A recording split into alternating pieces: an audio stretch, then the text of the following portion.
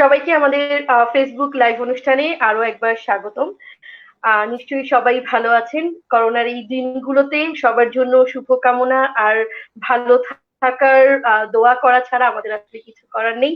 কিন্তু আরো কিছু যে করা যেতে পারে সেই সব বিষয় নিয়েই আজ কিন্তু আমরা কথা বলবো, থাকবো অনেকটা সময় জুড়ে। এবং আমাদের সাথে আজকে আছেন আমাদের খুবই প্রিয় দুজন মানুষ। একজনকে আপনারা সবাই চেনেন, তিনি আমাদের উপদেষ্টা, আমাদের মহিউদ্দিন কাউসার ভাই। উনি একজন ডাক্তার, উনি আমাদের হিমু পরিমলের সাথে আছেন। সেই সাথে সাথে আমাদের আমরা ফেসবুকের মাধ্যমে এই প্রচারণাটা করেছি যে করোনার সময় যদি কারো প্রাথমিক কোনো চিকিৎসার প্রয়োজন হয় তাহলে তারা ফোনের মাধ্যমে তাদের চিকিৎসাটা পেতে পারে। আহ সেই ডক্টরদের মধ্যে আসলে কাউসার ভাই একজন, যিনি আসলে এই সেবাটা আমাদের সাথে দিচ্ছেন। এই জন্য কাউসার ভাইয়াকে অনেক অনেক ধন্যবাদ এবং ভাইয়াকে স্বাগতম আমাদের অনুষ্ঠানে। সেই সাথে আমাদের সাথে আরো একজন আমাদের বড় ভাই আছেন, উনি হচ্ছেন তৌফিক আহমেদ। উনি একজন শিল্পী, রাক্স সং করেন। এর পাশাপাশি উনি ব্যারিস্টার এবং শিক্ষক। আপনাদের দুজনকেই প্রথমেই স্বাগত আমাদের আজকের লাইভ অনুষ্ঠানে। অনেক ধন্যবাদ। Thank you. অনেক ধন্যবাদ। ওকে, সবাইকে আমরা আমাদের আলোচনায় যাওয়ার আগে একটু ভাই দুজন অতিথির কাছে আমি একটু সময় নিয়ে নিচ্ছি যে আজকে আমাদের সবার প্রিয় আমাদের হিমু পরিবহনের সাংগঠনিক সম্পাদক ইফতেখার আলম মিল্টন, ওর জন্মদিন। আমরা আসলে মোটামুটি চেষ্টা করি সবার জন্মদিনের দিন সবাই একসাথে দেখা সাক্ষাৎ করে একটু কেক টেক কাটার, তো সেই সুযোগ যেহেতু হয়নি, তো আজকে আমরা সেই কার্যক্রমটি আমাদের এই লাইভের মধ্যেই করে দিতে চাই। আসলে আমরা সবাই মিলে একসাথে উইশ করতে চাই। তো আমি এবং আমার দুই অতিথির সাথে আসলে আমাদের সাথে এখন যারা যুক্ত আছেন সবাইকে একসাথে নিয়ে আমাদের মিল্টনকে উইশ করছি। সবাই একসাথে শুভ জন্মদিন মিল্টন। অনেক অনেক শুভেচ্ছা। শুভেচ্ছা, সুস্থ থাকো। সেটাই। যাই হোক, অনেকক্ষণ কথা হলো, এবার আমি আর কথা বলতে চাচ্ছি না। আমি আমাদের দুজন অতিথিকে বলতে চাচ্ছি, ছোট্ট কিছু একটা প্রশ্ন করছি, আপনারা দুজন এক এক করে উত্তর দিবেন। যেহেতু লাইভ অনুষ্ঠান আমরা একজন একজনের কথা শুনবো। তো প্রথমেই আসলে প্রশ্ন তো তেমন কিছু না, কিছু জানার ব্যাপার যে আসলে আপনারা কিভাবে এই করোনার সময় কিভাবে আপনারা আপনাদের সময়টা পার করছেন। আমি একজন একজন করে উত্তর জানতে চাচ্ছি। আগে তুই শুরু কর। মানে আমরা তো আগে বলে রাখি যে আমরা বন্ধু, আমরা ক্যাডেট কলেজে একসাথে পড়াশোনা করছি, যদিও কলেজ আলাদা আমাদের, কিন্তু ক্যাডেট কলেজ মানেই আর এক ব্যাচ মানেই ঘুরে ফিরে আমরা সবাই সবার বন্ধু আর কি। তো খুব ভালো লাগছে বন্ধু তোকে দেখে, তোর হাস্যোজ্জ্বল মুখখানা বহু বছর পর এভাবে দেখতে হবে বুঝিনি, যে আমরা এমন সময়ই প্রত্যক্ষে না থেকে পরোক্ষে দেখবো এবং কথা বলবো। তো এই জন্য ধন্যবাদ, বিজ্ঞানকে ধন্যবাদ, প্রযুক্তিকে ধন্যবাদ। তো তুই শুরু কর, তুই উপদেষ্টা মানুষ, তুই শুরু কর আগে, তারপর আমি বলি। ওকে, ধন্যবাদ। বন্ধুকে ধন্যবাদ আমাদের সাথে যুক্ত হওয়ার জন্য। রিসেন্টলি আসলে আমরা যে একটা দুর্যোগের মধ্য দিয়ে যাচ্ছি, দেখুন আমরা আসলে প্রতিটা পরিস্থিতির মধ্য দিয়ে যাই, সেটা ভালো হোক খারাপ হোক। অনেকটা সময় আছে সময়টা অনেক ভালো, কিন্তু ব্যক্তি হিসেবে আমার সময় খারাপ যেতে পারে, ব্যক্তি হিসেবে আপনার সময় খারাপ যেতে পারে। তো আমরা আসলে যে সময়ের মধ্য দিয়ে যাই আমরা চেষ্টা করি, চেষ্টা করব ভালো থাকার। তো এই করোনার সময়টাতে যেহেতু আমি একজন চিকিৎসক, আমাকে অনলাইনে অফলাইনে চিকিৎসা দিতে হয়। তার পাশাপাশি আমি চেষ্টা করি পরিবারকে যে সময়টা দেয়ার, যেটা আমি সবাইকে বলি যে কোয়ালিটি টাইম দেয়ার। মানে যাদেরকে আপনি হয়তো এতদিন সময় থেকে বঞ্চিত করেছেন, যাদেরকে সময় দেওয়া উচিত ছিল, আরো কোয়ালিটি টাইম দেওয়া উচিত ছিল, সেই টাইমটা আমি নিজেও দেওয়ার চেষ্টা করি, আমি যেন বলার মধ্যেই সীমিত না থাকে। সেকেন্ডলি আমি যেটা চেষ্টা করি সেটা হচ্ছে যে মাঝে মাঝে করোনা বিষয়ে কিছু কথাবার্তা বলার চেষ্টা করি, স্পেশালি যে করোনার সময় মানসিক ভাবে ভালো থাকা, শারীরিক ভাবে ভালো থাকা, পাশাপাশি হচ্ছে এই যে ঘরে থাকা মানে খারাপ থাকা নয়, বাহিরে খারাপ কিছু ঘটছে মানে আমার মনেও খারাপ কিছু ঘটবে তা নয়। তার পাশাপাশি কিছু স্বেচ্ছাসেবী সংগঠন আছে, ওদের সাথে যুক্ত থাকার চেষ্টা করি, লাইক হিমু পরিবহন, যে তাদের মাধ্যমেও আমরা কিভাবে সবার কাছে পৌঁছাতে পারি, দূরে থেকেও শারীরিক ভাবে, সামাজিক ভাবে, মানসিক ভাবে কিভাবে আরো কাছে এসে মানুষ মানুষের জন্য পাশে দাঁড়ানোর যে অঙ্গীকার সেটা পূরণ করতে। আর মাঝে মাঝে কিছু ছবি আঁকি, সেটাও আমি সবাইকে বলি যে আপনার ধরেন আপনাকে ছবি আঁকতে গেলে আর্টিস্ট হইতে হবে তা না। ছবি আঁকলে it's kind of meditation, it's kind of আপনার রিল্যাক্সেশন, এবং এটা আপনার আহ, মানে রাইট ব্রেনের অ্যাক্টিভিটিস বাড়াবে, ফলে আপনি আসলে ক্রিয়েটিভ হয়ে উঠবেন, যেটা আপনার রান্না করতেও কাজে লাগবে, চুল বাঁধতেও কাজে লাগবে। এই তো। ভাইয়া তৌফিক ভাই, আপনি কিভাবে পার করছেন সময়টা? হ্যাঁ, প্রথমত আহ, বুঝে উঠতে পারিনি যে আম, একদম শুরুতে বুঝে উঠতে পারিনি যে একটা সময় যাবে যখন আমার অনেক ক্ষেত্রে প্রাত্যহিক কাজ থাকবে না, কারণ আমি যেই প্রাইভেট ইউনিভার্সিটিতে পড়াচ্ছি এখন, আমাদের তো অনলাইন ক্লাস নেওয়ার প্রচলনটা ছিল। তো যখন লকডাউন হয়েছে, লকডাউনের কিছু আগে আমার ইউনিভার্সিটি কিন্তু আমাদেরকে বলেছে না, বাসা থেকেই তোমরা ক্লাস নাও। তো তখন আমরা সেভাবে শুরু করেছি। যখন অফিসিয়ালি লকডাউনটা হয়েছে তখন তো বাসা থেকে সবাই পড়াচ্ছিলাম আর কি। তখনও বুঝে উঠতে পারছিলাম না যে actually what is happening, because তখনও ব্যস্ত ছিলাম, পড়াচ্ছিলাম একই প্রসেসে, শুধু ডায়াসে না দাঁড়িয়ে আমি আমার এভাবে খুলে ল্যাপটপ খানা খুলে এভাবে পড়াচ্ছিলাম আর কি। যখন ওটা শেষ হলো তখন বেসিকলি প্রকোপটা বুঝতে পারছিলাম যে ব্যক্তি আমার উপরে প্রকোপটা কি পড়ছে। আমি সবার আগে বলি যে আমি খুব আশীর্বাদ পুষ্ট। আমরা মনে করি যে কজন এখানে বসে আছে আমরা নিশ্চয়ই অনেক আশীর্বাদ পুষ্ট। আমরা আমাদের জন্মের পরেই ফ্যান ঘুরতে দেখেছি, আমরা অনেকের বাসায় এয়ার কন্ডিশন পেয়েছি দেখছি, আমরা ফ্রিজ দেখেছি, আমরা দুটো পয়সা যারা ঈশ্বরের কৃপায় কামাতে পারছি, খাবার কিনে এনে রাখতে পারছি। কিন্তু একইভাবে এটার বিপরীতে অনেক মানুষ কিন্তু জানে না আগামীকাল সকালে সে কিভাবে চলবে। অনেক মানুষ কিন্তু জানে না যে আগামীকাল দুপুরটা তার কিভাবে যাবে। তাকে কিন্তু আবারও খাদ্যের অন্বেষণে, জীবিকার অন্বেষণে বের হতে হচ্ছে। তো এখানে এজন্য সবার আগে আমি আমার সৃষ্টিকর্তাকে ধন্যবাদ জানাই যে এই একটু হলেও আশীর্বাদ পুষ্ট হয়েছি, আশীর্বাদ উনি দিয়েছেন, এবং এজন্য দায়িত্বখানাও কিন্তু বেড়ে গিয়েছে মানুষের জন্য। কারণ এই জায়গাটা উনি আমাদের দিয়েছেন বলে আমি বোধ করি যে আমার এখন সবভাবেই, সেটা আমার ছাত্রছাত্রী হোক, আমার শ্রোতা হোক, আমার সাধারণ মানুষ হোক, সবার প্রতি আছে। তো আমি প্রথমত যেটা করেছি, ঘরের কাজে একদম লেগে আছি। ঘরের কাজে ঘরের মানুষকে সহায়তা করছি পুরো দমে। সহায়তা করা ছাড়া রাস্তাও নাই, ব্যাপারটা এরকম। কারণ কাজের মানুষ যে আমাদেরকে সহায়তা করতো তারা তাদের মতো করে বের হয়ে গিয়েছে, গ্রামে চলে গিয়েছে। যতটা পেরেছি তাকে সহায়তা দিয়ে বলেছি যে আবার ফিরে আসো, যোগাযোগ রাখছি ফোনের মাধ্যমে। তো ঘরের কাজ করতে হচ্ছে, ক্যারেট কলেজে পড়াশোনা করছি, কাউসার জানবে। আমরা মাশাল্লাহ সব কাজকর্মই টুকটাক পারতাম। আবার এদিকে প্রবাসে ছিলাম বহু বছর, তো রান্না বান্না থেকে শুরু করে সব কাজই টুকটাক পারি। তো এই কাজগুলোই চলছিল। এবং পরিবারের খেয়াল রাখা। মাঝে একদিন এসছিলাম লাইভে, গান বাংলার একটা লাইভ ছিল, তাপস ভাইয়ের সাথে এসছিলাম লাইভে। তো ওই দিন ওটা শুরুর দিককার, আমাদের লকডাউনের শুরুর দিককার। তখন বলছিলাম যে ভাই জানি না কে কিভাবে নেবেন, কিন্তু এই শত নেতিবাচকতার ভিতরেও একটা ইতিবাচক কোথাও দেখতে পাচ্ছি যে আমি আমার পরিবারের কাছে ফিরে এসেছি। আমি আয়নার সামনে আমাকে দেখতে পাচ্ছি, যে আমিটা অনেক ক্ষেত্রেই হয়তোবা মুখোশ দ্বারা আবৃত ছিল। আমাদের জীবন যাপনের জন্য, প্রতিদিনের লড়াইয়ের জন্য কিছু মুখোশ আমাদের চাইলেও পড়তে হয়, না চাইলেও পড়তে হয়। তো ওটা ভেদ করে হয়তোবা একদম পরিবারের সাথে সময়টা পেয়েছিলাম। তো ওইভাবে এসেছিল। এখন সময়টা যেভাবে চলছে, বলবো যে যখন থেকে ক্লাস নেওয়া অফ করেছি তখন থেকে আবার একটু লেখালেখিতে চলে এসেছি। বন্ধু অনেক ভালো লেখে, বন্ধুর সামনে লেখালেখির এভাবে কথা বলাটা মনে একটা ধৃষ্টতা হয়ে যায়। আমার বন্ধুর লেখা আমি নিজেই ভক্ত, তো আমিও টুকটাক লেখালেখির চেষ্টা করি। তো আবার লেখালেখিটা চলে এসেছি আর লেখালেখি করছি। লকডাউনের শুরুর দিকে দুটো আবৃত্তি লিখেছিলাম, দুটো আবৃত্তি আমার পেজ থেকে আমি আপলোড করেছি, যেহেতু এখন প্রপার স্টুডিওর সাপোর্ট পাচ্ছি না, বাসাতেই আছি। তো আর যেটা বলছিল কাউসার একটু আগে বলছিল যে নানা পরিচিত মানুষজন যারা বিভিন্ন সাংগঠনিক প্রক্রিয়ায় কাজ করছে, এই কাজগুলোর সাথে যোগাযোগ রাখছি, অ্যাটলিস্ট সোশ্যাল মিডিয়ার মাধ্যমে শেয়ার করছি, 5টা মানুষকে বলছি সবাই পাশে এসে দাঁড়াও, যাদের সুযোগ রয়েছে। আরো কিছু কাজকর্ম করছি, অর্থনৈতিক ভাবে হয়তো বা কিছু টুকটাক করছি। এগুলো এভাবে বলতে কেমন জানি লজ্জা লাগে। তো চলছে, সব মিলিয়ে চলছে। এই তো। তো নিজেকে একটু দেখবার, বুঝবার, একটু পড়াশোনা করবার, আইনের বইয়ের পাশাপাশি অন্য পড়াশোনা করবার, গান শুনবার, এই তো এই চেষ্টাগুলো চলছে। পরিবারকে একটু সময় দেওয়ার চেষ্টা করছি, কাজবাজ করছি। ভাইয়া ভালো কাজ করছি, এটা আসলে বলা এজন্যই জরুরি যে হয়তোবা আপনাকে দেখে অন্যরা ইন্সপায়ার হবে। আমি যেমন অন্যদের ভালো কাজ দেখে ইন্সপায়ার হই অনেক বেশি। তো আপনারা যদি ভালো কাজ করেন আর যদি না বলেন তাহলে আমরা কিভাবে ইন্সপায়ার হব?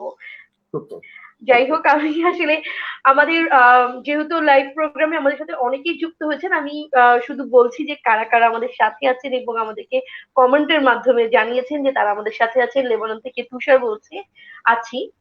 আর উৎসব বলছে ভাইয়া ভালো আছি, সাথে আছি। তমা রোকেয়া বেগম বলছে শুভ জন্মদিন মিল্টন। মিল্টনকে শুভেচ্ছা জানিয়েছি, সাগর জানিয়েছি, ইতিবাচক অনেক কিছু জানবো। মিল্টন লাভ রিয়েক্ট দিয়েছে। ইমাম জন্মদিনের শুভেচ্ছা জানিয়েছে মিল্টনকে। মোহাম্মদ অলিউল্লাহ আছে কুষ্টিয়া থেকে, সাথে আছে ইমাম বলছে। আফরোজা সুরভি বলছে সাথে আছে, শুভ জন্মদিন মিল্টন ভাই। কামরুল হাসান, প্রিয় মুখগুলো একসাথে দেখে ভালো লাগছে। এমডি মশিউর রহমান পাবনা থেকে শুনছে। সোহেল রানা, রাজীব মৃধা, ভালো মানুষগুলো, জান্নাত আপু কেমন আছেন? ভালো আছি। আহ রাজীব মৃধা বলছে গ্রাম পর্যায়ে কিছু করতে পারলে ভালো হতো মনে হয়, গ্রামের মানুষ খুবই অসচেতন। হ্যাঁ, অসচেতন বটেই, কিন্তু আমরা কাজ করছি বা করব, কিভাবে করব সেসব নিয়ে আসলে আরো আলোচনা হবে। শরাফত হোসেন বলছে আমিও আছি। হ্যাঁ, শরাফত ভাইয়া ব্রাহ্মণবাড়িয়া থেকে আমাদের সাথে আছেন, সবাইকে ধন্যবাদ যারা সাথে আছেন। এবার ভাইয়ারা অবশ্যই আপনারা অনেক মানে এই সময়ে এই ঘরে বসে কিভাবে মানুষের পাশে আছেন, কিভাবে মানুষের জন্য কাজ করছেন, সেটা যদি একটু আমাদের সাথে শেয়ার করতেন। কাউসার ভাই প্রথমে। কাউসার ভাই শুনতে পাচ্ছেন? বন্ধু শুরু কর। ইয়েস, ওকে। ইজি হয়, উপস্থাপিকা কিন্তু বারবার মাঝখানে গুলি ছুটতেছে, এটা না হয়ে যে কোনো একদিকে গুলি ছুড়লে জিনিসটা ইজিয়ার হয়ে যায় আর কি। ওকে, না না, দুজনের জন্য আসলে কি ভাই। আমাদের তো এখন আসলে প্রথম কথা হচ্ছে ওকে, আমার কাছে যেটা মনে হয়, আমি মনে করি যে এটা আমার আলাদা কিছু না, সবারই তাই মনে হয়, সেটা হচ্ছে যে এই সময় আসলে প্রথম এবং সবচেয়ে গুরু দায়িত্ব হচ্ছে আমাকে সেভ করা। এটা এমন একটা সময় নিজেকে সেভ করাটা সমাজের জন্য উপকারী, কারণ লাইক ধরুন মুক্তিযুদ্ধে আপনি গুলি বুকে যাবে, আপনি বুলেট প্রুফ জ্যাকেট নাই, আপনার প্রতিরক্ষা নাই, আপনি বুলেটের সামনে দাঁড়িয়ে একজন শত্রুকে খতম করে আপনি শহীদ হয়ে গেলেন, ওকে। অথবা আপনি একজন শত্রুকে খতম না করেও শহীদ হয়ে গেলেন, ওকে। কিন্তু এটা এমন একটা জিনিস যে আমি আসলে গুলি খেয়ে মরে যাব না, গুলিটা আমি নিয়ে এসে আমি নিজে বোমায় পরিণত হব, এবার আরো 10 জনকে গুলিবিদ্ধ করব। সো তার মানে হচ্ছে এটাই একমাত্র লড়াই, সেই লড়াইটাতে কোনো কিছু না করাটাই সবচেয়ে বড় যুদ্ধ। এটা হচ্ছে 1 নাম্বার পয়েন্ট, কোনো কিছু না করাটাই সবচেয়ে বড় যুদ্ধ। এখন তৌফিক যেটা বললো সেটা হচ্ছে যে আমরা হয়তো ব্লেসড, যে আমরা হয়তো কোনো কিছু না করে বসে থাকার এই বিলাসিতাটা করতে পারবো হয়তো কম বেশি, কিন্তু এই দেশের অসংখ্য মানুষ আছে, ইভেন একটা লম্বা সময় যখন পার হয় তখন আসলে সেই সংখ্যাটা নিম্নবিত্তের মধ্যেই সীমাবদ্ধ থাকে না, সেটা মধ্যবিত্ত কেউ ছাড়িয়ে যায়। কারণ ধরুন মানুষের, হ্যাঁ, কারো দিন আনে দিন খায়, কেউ সপ্তাহ আনে সপ্তাহ খায়, কেউ মাস আনে মাস খায়। সো আসলে একটা সময় টান পড়তেই পারে।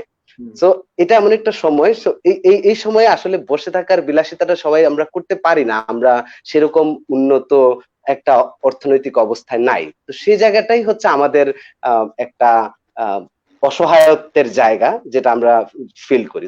সেই জায়গাটা আসলে আমরা কি করতে পারি নিজেকে এবং সবাইকে সেভ করে। আমার একটা খুব সহজ জিনিস মনে হয়, সেটা হচ্ছে যে আমি বসে থেকে কি কি করতে পারি আমি সেগুলা দেখি। যেমন এই যে ও আগে বললো ওর বাসায় একজন মানে কাজের সহায়িকা ভদ্রমহিলা কাজ করেন, তো ও নিশ্চয়ই একটা সাহায্য দিয়েছে, দিয়ে ওনাকে বিদায় করেছে এবং বলেছে যে প্রয়োজন হলে আপনি ফোন দিবেন। এই যে এই প্রসেসটাই কিন্তু আমরা 10 জনকে করতে পারি। হয়তো উনি কাজ করেছেন, আরেকজন হয়তো আমার বাসায় মাটি কাটেন, আরেকজন হয়তো আমার বাসায় ইলেকট্রিসিটির কাজ করেন, গ্যাস লাইনের কাজ করেন। তার মানে 10-15 জন মানুষ আমার সবসময় ফোন কন্ট্যাক্টের মধ্যেই ছিলেন, আছেন, যারা যাদেরকে আমি সহজভাবেই যোগাযোগ করতে পারি। আমাদের সবারই যারা গ্রামের কিছু আত্মীয় স্বজন থাকে, পাড়া প্রতিবেশী থাকে, যারা আমাদের সাথে যোগাযোগ রাখেন, যার যার সামর্থ্য অনুযায়ী বেলটা হয়তো ছোট বড় হতে পারে, কিন্তু সবারই কম বেশি যোগাযোগ আছে। এটা একটা জিনিস। আরেকটা হচ্ছে কি যে তথ্য শেয়ারিং এর জন্য তার চেয়ে হয়তো বড় বেল্ট আছে, লাইক ফেসবুক এবং মোবাইল ফোন। তো আমরা এই প্রত্যেকটা জায়গায় কিন্তু আমি হয়তো খুব বেশি দৌড়াদৌড়ি না করেও কাজটা করতে পারি, যেখানে হয়তো একটা জিনিসের অভাব পড়বে, সেটা হচ্ছে ক্যামেরা থাকবে না। সো এই একটা জিনিসের অভাব যদি আমরা বোধ না করি, তাহলে এই কয়টা কাজ কিন্তু আমরা খুব নিশ্চুপ ভাবেই করতে পারি। তারপর ধরুন এই যে আহ, আমি আমরা যারা বাড়িওয়ালা আছি বা বাড়ি লাইক তারা কি করতে পারে, লেটস সে যে বলবে যে ভাই আমি বাড়ি ভাড়াটা দিতে পারবো না, আহ, আগামী মাসে দিতে পারবো না বা পরের মাসে দিতে পারবো না, আমরা আমাদের সামর্থ্য অনুযায়ী বলতে পারি যে ওকে ঠিক আছে, আপনি আম, আপনার সুবিধা মতো সময় দিয়েন।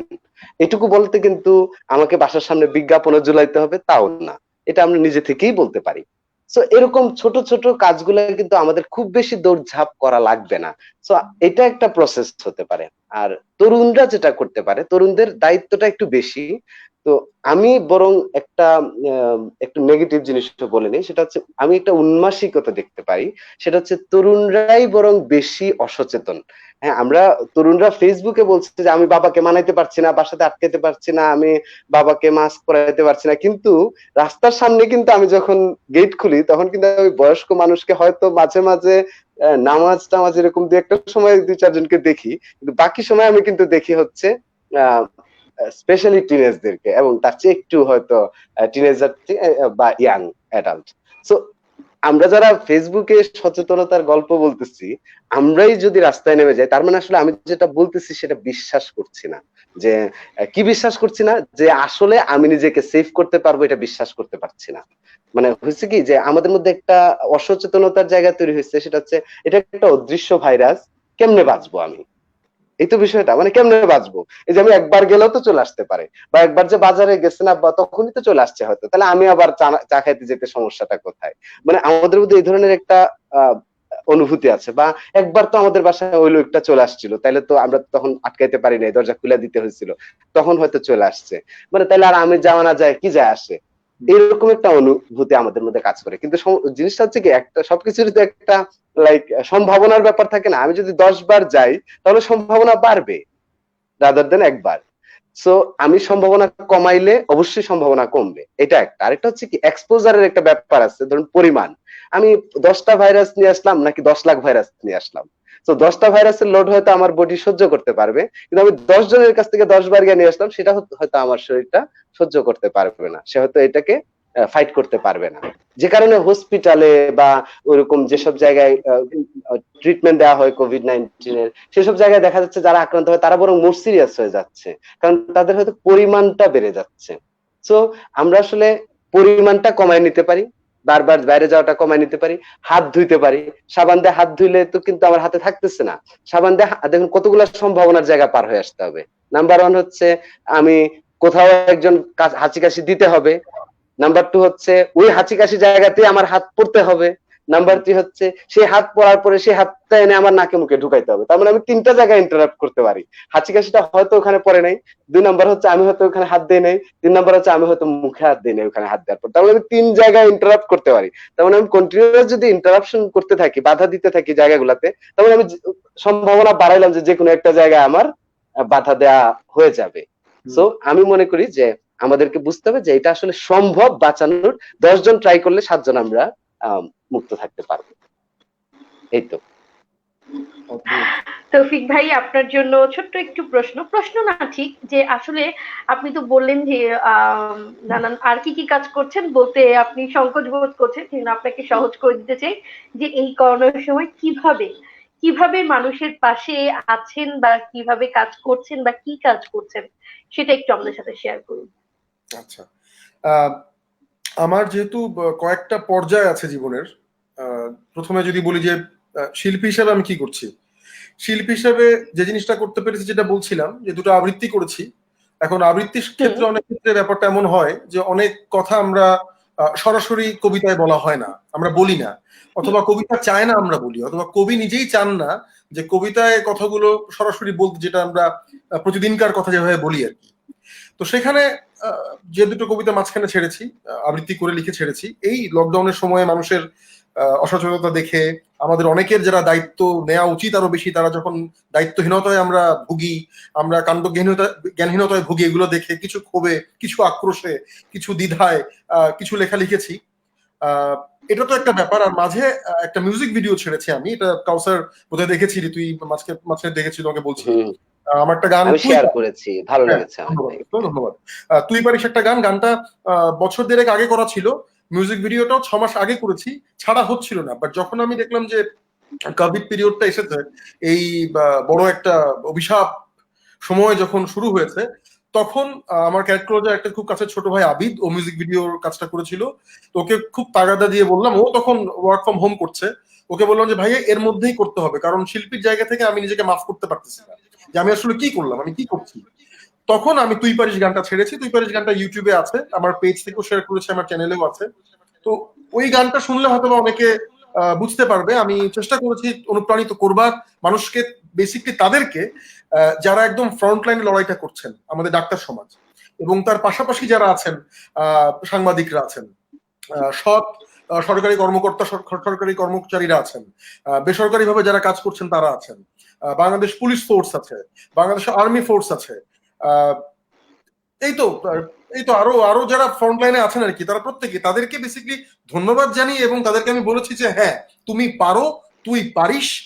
এবং একই সাথে যাদেরকে প্রধানত পারতে হবে, আমরা ঘরে থেকে পারতে হবে, এই ঘরে থেকে পারাটা আমি গানে বুঝিয়েছি। এখন একইভাবে বলছি, গানে যেহেতু স্ট্রেইট অনেক কথা আমি বলিনি, যে কারণ গানটা বছর দেড়েক আগে করা ছিল, এখন হয়তো বা করলে আমি সরাসরি কোভিড নিয়ে কথা বলতে পারতাম, কিন্তু যেহেতু স্টুডিও সেটআপ আমার বাসায় নেই, আমি করতে পারছি না, বলতে পারছি না। তো সেক্ষেত্রে একটু ইনডিরেক্ট ভাবে, ইমপ্লাইড ভাবে ওই তুই পারিসের বার্তাগুলো পৌঁছে গিয়েছে মানুষের কাছে। এটা একটা ছাড়বার পরে মনে একটু হলেও শান্তি পেয়েছি।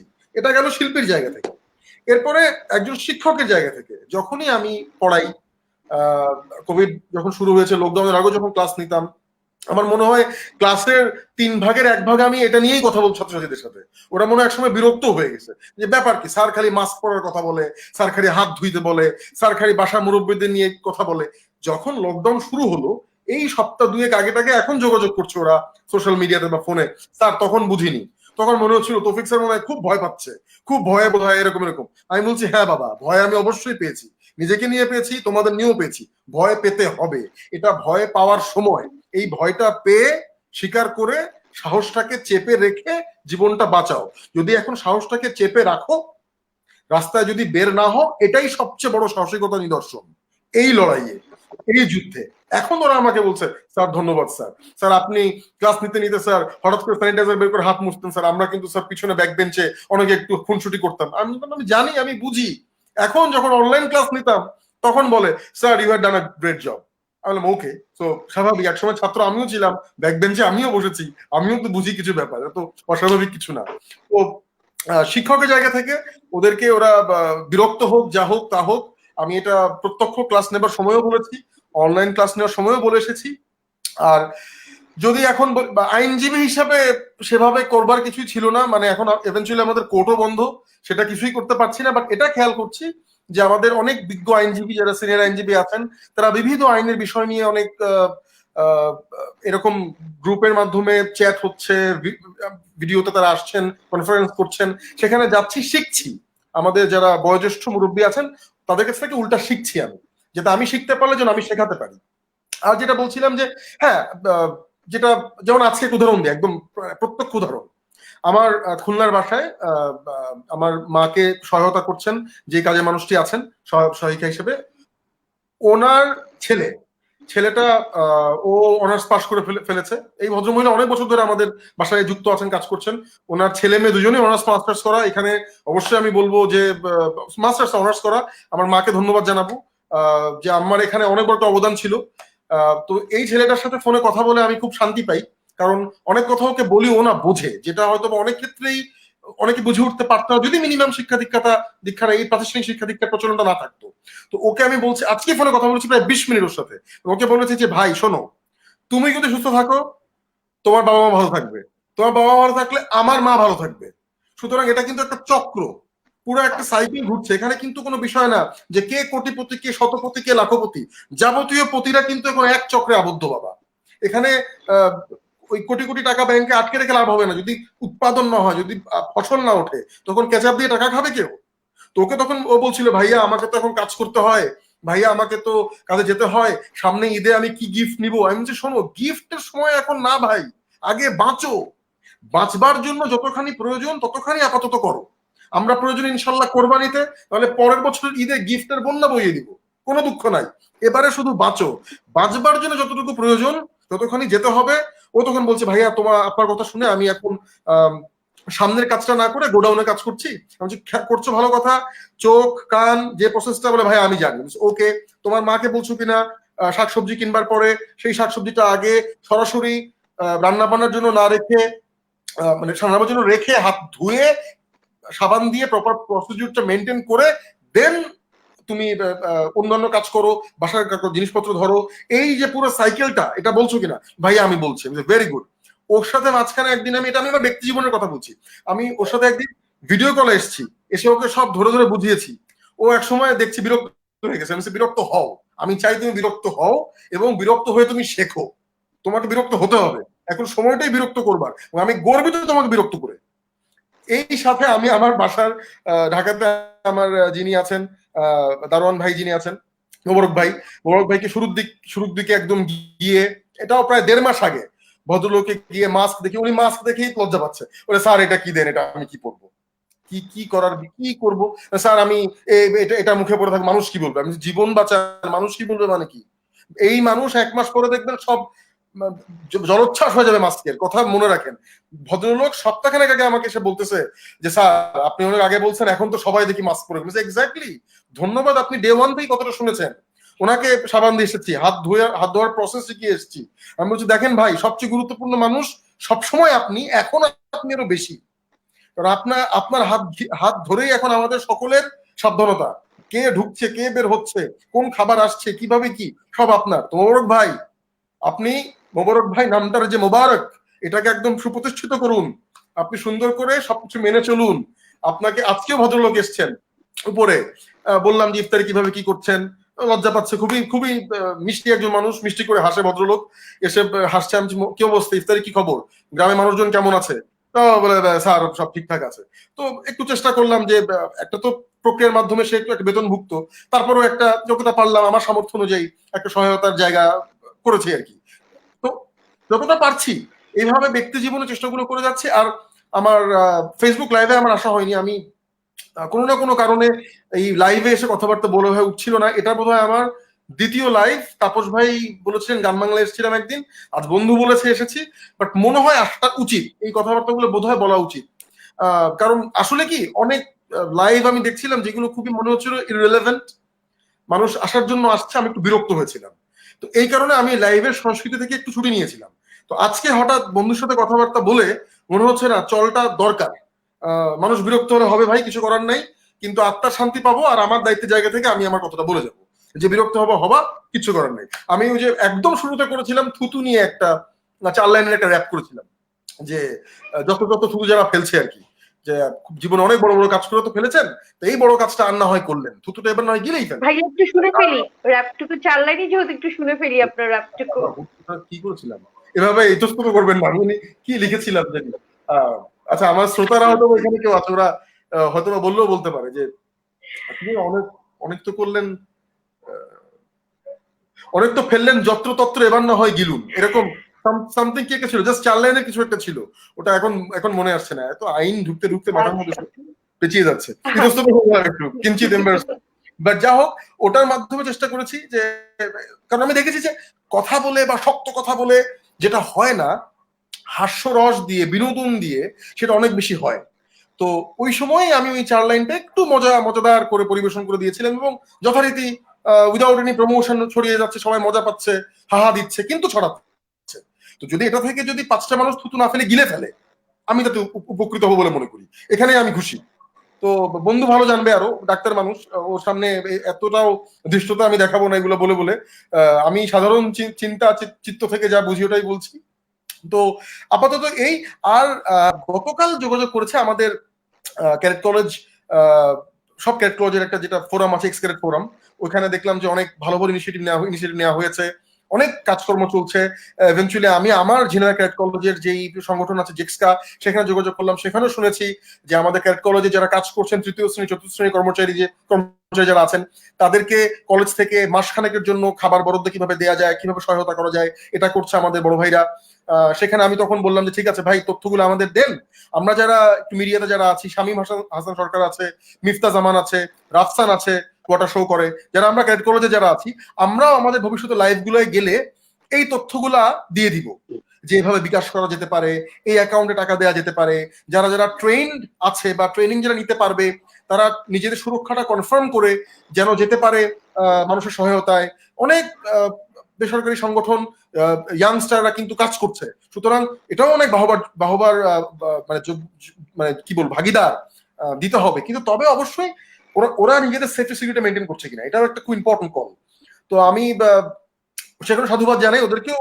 ইনবক্সে যারা আছে আমার শ্রোতা, নতুন র্যাপার যারা আছে, যারা র্যাপ করছে, গান করছে, ওদেরকেও বলছি যে হ্যাঁ তুমি ড্যাশিং র্যাপ করছো, সোয়াগ দিচ্ছ, যা করছো, কিন্তু এর মধ্যে হালকা করে একটু সচেতনতার কথাটা বলে দাও। কারণ তোমার এই সোয়াগের মধ্যেই তুমি যখন তোমার সচেতনতাটা বলে দিবা, মানুষ কিন্তু ওটা নিয়ে নেবে। এভাবেই আমাদের যেতে হবে। এবং এটা একটা খুব অস্ত্র বলি আমি, শিল্প খুব বড় একটা অস্ত্র, ঠিক মতো আমি চালনা করতে পারি। যেভাবে ছুরি, আমি ছুরি দিয়ে কোনো ক্রাইমও ঘটাতে পারি, আমি আপেলও কাটছি। তো ওদেরকে এভাবে ইয়াংস্টার যারা আছে, যারা এখন নিয়মিত গান করছে, গান ছাড়ছে, আমি তো একটু অন্যান্য কাজে ধাপে একটু নিষ্ক্রিয়, হালকা নিষ্ক্রিয়, যারা এখন একদম লাইমলাইটে আছে, ওদেরকে ইনবক্সে ঢুকে নিজে গিয়ে কথা বলছি যে গুড, এটা বলো, একটু এটা বলার চেষ্টা করো, যদি তোমার ভালো লাগে একটু এটা বলার চেষ্টা করো। অনেকে শুনছে, অনেকে বলে বলে যাচ্ছে। তো আমার মনে হয় এই তো রিলে রেসের একটা স্টিক ঘোরাচ্ছি আর কি। তো এটাই তো, একটা স্টিক ঘুরবে প্রজন্ম থেকে প্রজন্মে, এই সেটা চলছে। এই তো। গ্রেট। তুই গ্রেট করিস অনেক, তুইও ইউ আর ডুইং ভেরি ভালো লাগলো ভাইয়ার কথা শুনতে।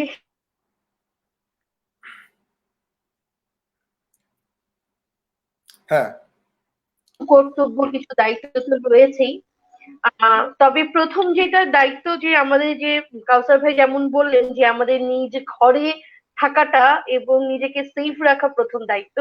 তার পাশাপাশি আমরা যেহেতু তরুণ, আর আমাদের যেহেতু সমাজের জন্য, এই দেশের জন্য আসলে অনেক দায়িত্ব আছে, আমরা কিভাবে আরো কাজ করতে পারি, বা আমাদের কি করণীয় আছে, বা কিভাবে আমরা আসলে মানুষের মধ্যে সচেতনতা সৃষ্টি করতে পারি, বা কিভাবে মানুষের পাশে দাঁড়াতে পারি, আমরা কি কি কাজ করতে পারি বা কিভাবে করতে পারি, সে সম্পর্কে কাউসার ভাই একটু বলবেন। তার আগে আমি কিছু কমেন্ট পড়ে নেই, কারণ অনেকজন অনেক কমেন্ট আসছে, আমি পড়িনি, একটু পড়ে নিই।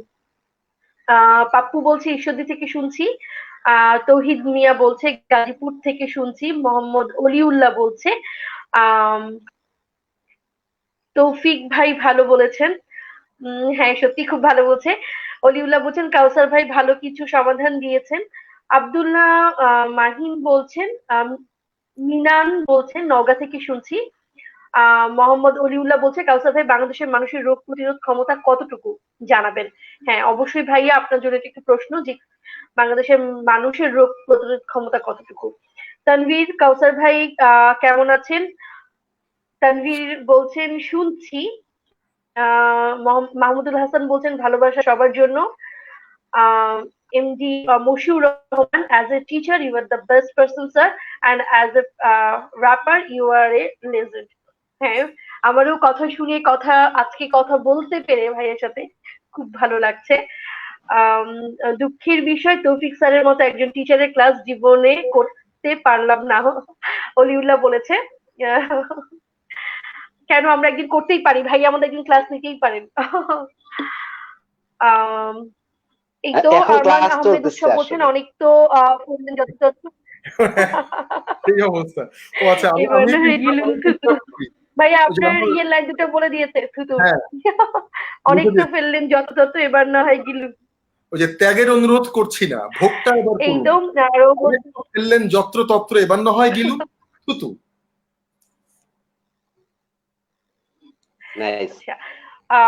আরমান বলছেন ত্যাগের অনুরোধ করছি না, ভোগটা এবার করুন, অনেকটা আপনার লাইনগুলি মনে করিয়ে দিয়েছে। আপনার শুভাকাঙ্ক্ষীরা যে আপনার সাথে আছে, সেটা আসলে বোঝা যাচ্ছে এই লাইভ দেখে যে আপনাকে হেল্প করছে, আপনার লাইন মনে করে দিচ্ছে।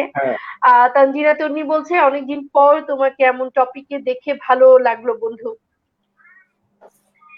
আমরা চেষ্টা করছি প্রতিদিন নতুন নতুন সব টপিক নিয়ে খুব ভালো ভালো মানুষ যারা অনেক কাজ করছেন তাদের কথা আপনাদের কাছে পৌঁছে দেওয়ার জন্য। আপনারা সবাই আমাদের সাথে থাকবেন এই বিশ্বাস আমাদের আছে। কাউসার ভাই, এবার আপনার পালা। আপনার জন্য ছোট্ট কোশ্চেনও ছিল একটা। আমাদের এক বন্ধু জানতে চেয়েছে যে বাংলাদেশে মানুষের রোগ প্রতিরোধ ক্ষমতা কতটুকু, ওকে। সেটা একটা বলবেন। আর একটু বলবেন যে আসলে যে বলছিলাম যে তরুণদের আসলে কি করার আছে, কি করতে পারে, কিভাবে ওকে, করতে পারে। প্রথমে রোগ প্রতিরোধ ক্ষমতার কথাটা বলিনি, সেটা হচ্ছে যে আসলে তো রোগ প্রতিরোধ ক্ষমতার ব্যাপারটা কিন্তু শুধু শারীরিক না, মানসিক। আবার যখন শারীরিক বলবো তখন আসলে দুইটা জিনিস, একটা হচ্ছে অভ্যস্ততা। ধরুন যে বস্তিতে মাটিতে ময়লায় দুর্গন্ধের মধ্যে থাকে, তার কিন্তু ওই দুর্গন্ধে বমি আসে না, তার কিন্তু ওই সামান্য মাটি খেলেই ডায়রিয়া হয় না, এজ ইউজুয়াল আমরা যেটা দেখি। কিন্তু ধরুন আম, একটা খুবই ছিমছাম বাড়ি থেকে কেউ একজন নেমে এসে ওই বস্তিতে যদি আসে, সে গন্ধে বমি করে দিতে পারে। সে ওই সামান্য মাটির দলা তার মুখে লাগলে তার ডায়রিয়া হয়ে যেতে পারে। এটা এটা কিন্তু আমাদের একটা শারীরিক একটা অভ্যস্ততার ব্যাপার থাকে, আমি যদি টেকনিক্যাল বিষয় না বলি, ঠিক আছে। কিন্তু ওই যে ছেলেটা যে বস্তিতে থাকছে, সে যখন পুষ্টিকর খাবার খাচ্ছে না, ভালো খাবার খাচ্ছে না, সে যখন বিভিন্ন রোগ জীবাণুর সামনে দাঁড়াচ্ছে বারবার, তখন কিন্তু তার এরকমটা হতেই পারে যে তার রোগ প্রতিরোধ ক্ষমতা কম হবে। তার মানে এখানে কিন্তু নিশ্চিত করে বলা যাবে না যে আমাদের রোগ প্রতিরোধ ক্ষমতা আহ বেশি নাকি কম। কিন্তু আমি এটুকু বলতে পারি, আমাদের আহ এই ধরনের রেসপিরেটরি ভাইরাস যেগুলা ধরেন শ্বাসযন্ত্রের যে ভাইরাস গুলা, সেগুলা আমরা কিন্তু আহ, নিয়মিতই আমরা শীতকালে বা সিজন চেঞ্জে আমরা আক্রান্ত হই। তো একটা বিষয় কিন্তু অনেকে বলছিলেন যে গরমে ভাইরাসটা বাঁচে না, এটা যেমন সত্যি, কিন্তু সরি, এটা যেমন পুরোপুরি সত্য না বা সাইন্টিফিক্যালি প্রুভ না। কিন্তু একটা কথা কিন্তু বলা যায়, কেন ভাইরাসটা আমাদের শ্বাসযন্ত্রে বাঁচছে এটা জানেন? ধরেন এটা তো আমাদের শরীরে গেলে পেটেও তো যেতে পারে, তাই না? মুখ দিয়ে ঢুকলো, তাহলে পেটে গিয়ে পেটে বাঁচে না কেন? এটা কেন শ্বাসযন্ত্রে বাঁচে? কারণ আমাদের শরীরের যে কোর টেম্পারেচার, সেটা কিন্তু একটু বেশি থাকে। কিন্তু শ্বাসযন্ত্রে যেহেতু কন্টিনিউয়াস বাতাস আসা যাওয়া করতেছে এয়ার কন্ডিশনের মতো, সেজন্য এটাতে টেম্পারেচার একটু কম থাকে। সেজন্য ওখানে রেসপিরেটরি ভাইরাস, মানে যে ভাইরাসটা একটু কম টেম্পারেচারে বাঁচতে ভালোবাসে, সে ওখানে গিয়ে বাসা বাঁধে। সে তো লাংস চেনে না, ভাইরাস তো লাংস চেনে না, স্টমাক চেনে না, তাহলে সে কেন লাংসে গিয়ে বাসা বাঁধে? কারণ সে ওখানে গিয়ে বেঁচে থাকতে পারে, অন্য জায়গায় গেলে সে বেঁচে থাকতে পারতেছে না। তার মানে কি?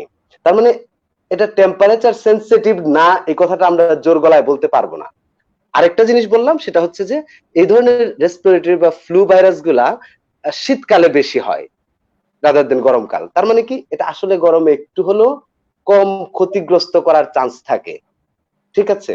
তো এটার জন্য আমরা বলতে পারি যে এই ক্ষেত্রে হয়তো আমাদের আক্রান্ত করার ক্ষমতাটা ভাইরাসটা আমাদের পার্সপেক্টিভ থেকে, আমাদের জায়গা থেকে হয়তো এটা কম হওয়ার সম্ভাবনা থাকতে পারে। এটা প্রুভ না, কারণ এটা নিয়ে ওইরকম ভাবে রিসার্চ হওয়ার সময়টাই আমরা পাইনি। মানে আমরা যে সাইন্টিফিক্যালি বলে দিতে পারবো এরকম না, তবে অনেক জার্নাল পাবলিশ হয়েছে, জার্নাল পাবলিশ হলো মানে যে এটা অ্যাবসলিউট ট্রুথ তা না।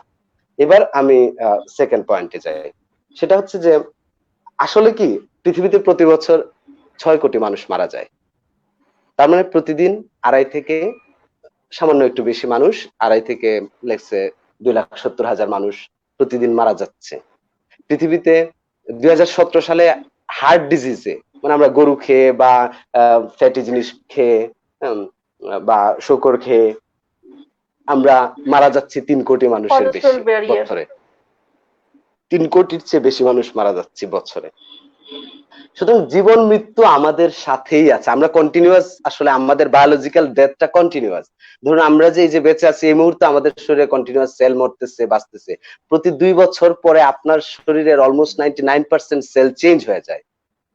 তার মানে কি, প্রতিনিয়ত আমাদের সেল মরতেছে। আমাদের যে যে খাদ্যনালী, এই খাদ্যনালীর ভিতরের সেলগুলা 7 দিনের মধ্যে চেঞ্জ হয়ে যায় পুরা। তার মানে এই যে এই যে গ্রোথ এবং ডেথ, এটা একটা কন্টিনিউয়াস প্রসেস। তার মানে আমরা যদি ওভারঅল পৃথিবীটার কথা চিন্তা করি, ওভারঅল জীবনের কথা চিন্তা করি, আমরা আসলে কি করছি? আমরা এই যে বেঁচে বেঁচে আছি, আমাদের যে এই শরীরটা, আমরা যে পরিমাণ ছোটবেলা থেকে খাবার খাইছি, সব যদি আমার শরীরে থাকতো তাহলে আমার ওজন হয়তো একটা হাতির চেয়ে 20 গুণ বড়। কিন্তু সেটা আমরা না, তারপরে আমরা খাচ্ছি এবং সেটাকে আমার শরীরের অংশে পরিণত করছি। কলাটা কিন্তু কলা হিসেবে আমার ব্রেনে জমা হচ্ছে না, সে আমার ব্রেন সেল হচ্ছে। তারপরে আমরা কিন্তু প্রতি মুহূর্তে এই নেচারের সাথে, এই এনভায়রনমেন্টের সাথে, এই মহাবিশ্বের সাথে, মহাজগতের সাথে ডিরেক্টলি কানেক্টেড। এই মহাবিশ্বের এই অ্যাকুরিয়াম থেকে আমরা কোনোদিন 1 সেকেন্ডের জন্য বের হতে পারি নাই। এই অ্যাকুরিয়ামটার সাথে আমরা একেবারেই অঙ্গাঙ্গি ভাবে জড়িত। এই আমি আমার এই ফুসফুসটা দুইটা মিলে একটা ফুসফুস, আর একটা ফুসফুস কিন্তু বাহিরে। সেখানে আমি যখন বাইরে কার্বন ডাই অক্সাইড ছাড়ছি তখন বাইরে থেকে অক্সিজেন ঢুকছে। আমি যখন অক্সিজেন কার্বন ডাই অক্সাইড আমাকে যখন অক্সিজেন গাছ দিচ্ছে, আমি তখন গাছকে কার্বন ডাই অক্সাইড দিচ্ছি। তেমন আমরা কিন্তু একেবারেই ভাইস ভার্সা একটা জীবন যাপন করি। সুতরাং আমরা কখনোই যদি চিন্তা করি যে আমি একা বেঁচে থাকলে ভালো থাকতে পারবো, এটা কখনোই সম্ভব না। তাহলে পৃথিবীতে যে আমরা ধরেন গুটি কিছু মানুষ চাইলেই যে সারা পৃথিবীর সব মানুষকে মেরে তারা সুন্দর মতো খুব শান্তি মতো তারা আগামী 200 বছর সব কিছু নিয়ে তাদের পরিবার পরিজন এবং তাদের বংশ পরম্পরায় তারা বেঁচে থাকতে পারতো, তাই না? এক ডুপন্ট ফ্যামিলির পৃথিবীতে যত গাছপালা আছে থাকা সম্ভব, তার প্রায় সবকিছুরই বীজ তাদের কালেকশনে আছে। এখন তারা চিন্তা করলো তাহলে সবাইকে মাইরে টেরা এবার আমরা এইসব বীজ টিজ চাষ করে আমরা বেঁচে থাকি শুধু, ঠিক আছে? কিন্তু সেটা হবে না আসলে। মানুষের এই বেঁচে থাকার জন্য, মানুষের জন্য, মানুষ সবার জন্য, ইনফ্যাক্ট আমাদের যে কোষ, আমরা যদি আমাদের কোষগুলা ভাঙ্গি তাহলে শেষ পর্যন্ত গিয়ে কিন্তু সেই কোষেই শেষ হবে না। সেটা ভাঙলে কি পাবো আমরা? কিছু অণু। সেই অণুগুলা ভাঙলে কি পাবো? Electron, proton, neutron. সেটা আপনি চেয়ার ভাঙলেও পাবেন, এই মোবাইলটা ভাঙলেও পাবেন, এই পিঁপড়া ভাঙলেও পাবেন, আমাকে ভাঙলেও পাবেন, বাতাসটা ভাঙলেও পাবেন। তার মানে আমরা কিন্তু এই সব কিছুর জালের মধ্যেই আছি। সুতরাং মেন্টালি আমাদেরকে এটা ফিল করতে হবে। মেন্টালি এটা ফিল করতে হলে আমাদের যে এই যে একটা ইলিউশন আমরা তৈরি করছি, যে আমাদের যে একটা বাস্তবতা আমরা তৈরি করেছি এবং আমরা ভাবতেছি এই বাস্তবতাই আমরা আবদ্ধ। ধরুন এই করোনা আসার 6 মাস আগে যদি আমি কাউকে বলতাম যে পৃথিবীতে এরকম একটা সময় আসতে পারে সামনেই, যে আমরা সবাই মিলে এরকম ঘরে বসে যেতে হবে, অফিস বন্ধ হয়ে যাবে, আমেরিকা যুদ্ধ বন্ধ করে দিতে হবে, আমেরিকাকে কি বলে এটা, ব্যাংক বন্ধ হয়ে যাবে, ইভেন হাসপাতাল, আমাদের উপজেলা হাসপাতাল লকডাউন হয়ে গেছে, হাসপাতালও বন্ধ হয়ে যাবে একটা রোগের কারণে, মানে রোগের চিকিৎসা যাওয়ার জায়গাটা বন্ধ হয়ে যাবে রোগের জন্য। এরকম একটা সময় এখন আসবে 21 শতকে, তাহলে কি কেউ বিশ্বাস করতো? করতো না। কারণ আমরা আমরা আমরা আমরা থাকতে থাকতে ভাবতেছি কি যে এরকম কোনো চেঞ্জ হবে না, বোধহয় সবকিছু একই রকম চলতে থাকবে। মানে আমরা বিশ্বাসই করতে পারি না যে আমরা যে ভাবছি যে পরের মুহূর্তটা এইটার কন্টিনিউশনই হইতে হবে, শুধু নতুন কিছুই হবে না, সেটা আমরা এমব্রেস করতে পারি না। সুতরাং আমাদেরকে সবার আগে নিজেকে একটা নির্দিষ্ট সময় দিতে হবে এই ইলিউশনের বাহিরে যাওয়ার জন্য, যেটা হচ্ছে চুপ করে 5টা মিনিট নিজেকে সময় দিতে হবে। প্রথম কথা, এটাই হচ্ছে হায়ার ইন্টেলিজেন্সের প্রুফ। আপনি যদি মাসলোস হায়ারার্কি দেখেন, যে আপনি খাদ্য, বস্ত্র, বাসস্থান, security, physical security, social security, fame, সবকিছুর পরে আপনি একজন অ্যাকচুয়ালাইজড মানুষ যখন হবেন, তখন আসলে আপনার কিসের চাহিদা থাকবে? তখন আপনার চাহিদা থাকবে হচ্ছে আপনার মনের, আপনার মানসিকতার, আপনি চুপ করে একটু বসতে পারার, চিন্তাহীন ভাবে একটু বসে আপনি যে সবকিছুর অংশ, এই সবকিছুর অংশ হিসেবে এই যে আপনার এক্সিস্টেন্সিয়ালি টিভি ছাড়াও, এই শার্ট প্যান্ট ছাড়াও আপনি আছেন, এটাই একটা আনন্দময় হতে পারে, এইটাই আনন্দময়, এইটা ভাবতে পারতে শিখতে হবে। এই সময়টাকে আমি মনে করি প্রথমেই আমরা একটা নির্দিষ্ট সময় এটার জন্য দিব। এর জন্য আমি যদি 2টা ছোট্ট টেকনিক বলি, একটা হতে পারে ব্রিদিং এক্সারসাইজ। শুরু করার জন্য আমরা চুপ করে ধরুন লম্বা একটা শ্বাস নিতে পারি, স্লোলি 1 থেকে 5 পর্যন্ত বললাম, শ্বাস নিলাম বুক ভরে, পেট ফুল ভরে, তারপরে হচ্ছে এই শ্বাসটাকে কয়েক সেকেন্ড রাখলাম এবং ধীরে ধীরে শ্বাসটাকে ছাড়লাম। এবং এটা ধরা এবং ছাড়ার সময়টায় আমি অবজার্ভ করব শ্বাসটাকে। তখন অন্য কোনো চিন্তা আসলে আমি বলবো লেট গো। আমি প্রটেস্ট করব না, রেজিস্ট করব না, রাখবো না, ক্ষুব্ধ হব না। আমি ভাববো না যে আমি কেন আমার মাথায় এখন ডিস্ট্রাকশনটা আসতেছে, কেন অন্য চিন্তা আসতেছে, এরকম কোনো কিছুই না ভেবে শুধু অবজার্ভ করব। অন্য কোনো চিন্তা মাথায় আসলে আমি সেটাকে চলে যেতে দিব, কোনো বাধা না দিয়ে। কোনো ধরনের প্রতিক্রিয়া না দেখিয়ে এরকম 5টা মিনিট দিনের কয়েকটা সময় আমরা কাটানোর চেষ্টা করব আমাদের নিজেদের মানসিক শান্তির জন্য, কুল ডাউন হওয়ার জন্য, চিন্তার স্বচ্ছতা বাড়ানোর জন্য এবং ঘরে থাকা যে অশান্তির না সেটুকু অন্তত বোঝার জন্য, চুপ করে নিজের সাথে থাকা যে লাইক ভালো, নিজেরা আমরা শত্রু বানা ফেলছি যে নিজের সাথে থাকতে পারি না, নিজের সাথে থাকলে ভালো লাগে না, আমার এখন চাষ তুলে অন্য কাউরে খুঁজতে হবে। আরে ভাই আমার সঙ্গ যদি আমারই খারাপ লাগে তাহলে আরেকজনের ভালো লাগবে কেন? আরেকজনকে আমি সঙ্গ দিয়ে তার সময় নষ্ট করবো না। আমাদের নিজেদের কাছে নিজেদের সময়টাকে আমরা সুন্দর এবং আরামদায়ক সময় তৈরি করার যে প্রচেষ্টা বা প্রসেস, সেটার একটা ধাপ হতে পারে এটা। সেকেন্ডলি আমরা কি করতে পারি, আমরা কিছু লাইক পড়াশোনা করতে পারি যেটা হচ্ছে আমাকে ভবিষ্যতের জন্য প্রস্তুত করবে। ঠিক আছে, এখন এই পড়াশোনাটা আমি কিভাবে সিলেক্ট করবো, এটা অনেকের জন্য অনেক ভাবে হতে পারে, কিন্তু আমি একটা ছোট্ট জিনিস বলি। আমি বন্ধুর কাছ থেকে, তোমার কাছ থেকে 1টা মিনিট সময় চেয়ে নিচ্ছি, সরি লম্বা হয়ে যাচ্ছে মনে হয়। সেটা হচ্ছে যে আমরা শুনেছি হয়তো অনেকে, ম্যাক্সওয়েল নামে একজন সায়েন্টিস্ট ছিলেন, সরি উনি প্লাস্টিক সার্জন ছিলেন। 1960-তে উনি একটা বই লিখেছিলেন, সেটা হচ্ছে সাইকোসাইবারনেটিক্স। মানে যখন দ্বিতীয় বিশ্বযুদ্ধের সময় সাইবারনেটিক্স জিনিসটা বিজ্ঞানীরা প্রথম কাজে লাগিয়েছিলেন, সেটা হচ্ছে যখন ধরেন একটা রকেট লঞ্চার বা আরেকটু মিসাইল ছাড়া হলো, ধরেন পানির তল দিয়ে একটা মিসাইল ছাড়া হয়েছে একটা জাহাজকে লক্ষ্য করে। এখন মিসাইলটা যখন ছেড়ে দেওয়া হয়েছে তখন মিসাইলটা তো গিয়া জাহাজটাকে আক্রমণ, জাহাজটা সরে গেলে কি মিসাইলটা লস হয়ে যাবে? মিসাইলটা কি লাইক অকেজ হয়ে যাবে? তা না, মিসাইলটার মানে প্রসেসটা এরকম করা থাকে, তার প্রোগ্রামিংটা এরকম থাকে যে সে ওই সামনের জাহাজটার গতিবিধি বুঝতে পারে, সে তারপরে টেম্পারেচার রিসিভ করতে পারে, সে একটা সিগন্যাল পাঠাবে, সিগন্যাল ব্যাক করবে, ব্যাক করলে পরে সে বুঝতে পারবে এতটুকু দূরত্বে জাহাজটা আসছে, জাহাজটা যদি সরে যায় তাহলে সে আবার সিগন্যালটাকে ডানে বায়ে ঠিক করে আবার সে জাহাজটার দিকে মুভ করে তারপরে মিসাইলটা আবার এগিয়ে যাবে, গিয়ে লক্ষ্যে যাবে। তার মানে কি, প্রথমে আপনাকে একটা লক্ষ্য থাকতে হবে, এবং সেই লক্ষ্যটা যদি আপনি স্পষ্ট দেখতে পারেন, যত স্পষ্ট দেখতে পারবেন তত স্পষ্ট আপনি পৌঁছাতে পারবেন। কিভাবে, এবং সেই এই যে পৌঁছাবেন কিভাবে, আপনি সেটা কনসিয়াসলি অবজার্ভ করা লাগবে না, আপনার কিছুই করা লাগবে না। আমাদের যে নার্ভাস সিস্টেম, আমাদের যে সাবকনসিয়াস মাইন্ড, এই কাকে দেখলাম, হাই বলে দাও, ওকে, কি বলে, তো আমরা আমাদের নার্ভাস সিস্টেম এবং আমাদের যে সাবকনসিয়াস মাইন্ড, যেটা আমাদের কনসিয়াস না, কনসিয়াস মাইন্ড কি করে, আপনি আমি যে এখন হাতটা এইভাবে নাড়াচ্ছি, এটা কিন্তু আমি ভেবে নাড়াচ্ছি না, এটা কিন্তু আমার সাবকনসিয়াস মাইন্ড অর্ডার পাঠাইছে, আবার হাত নড়তেছে।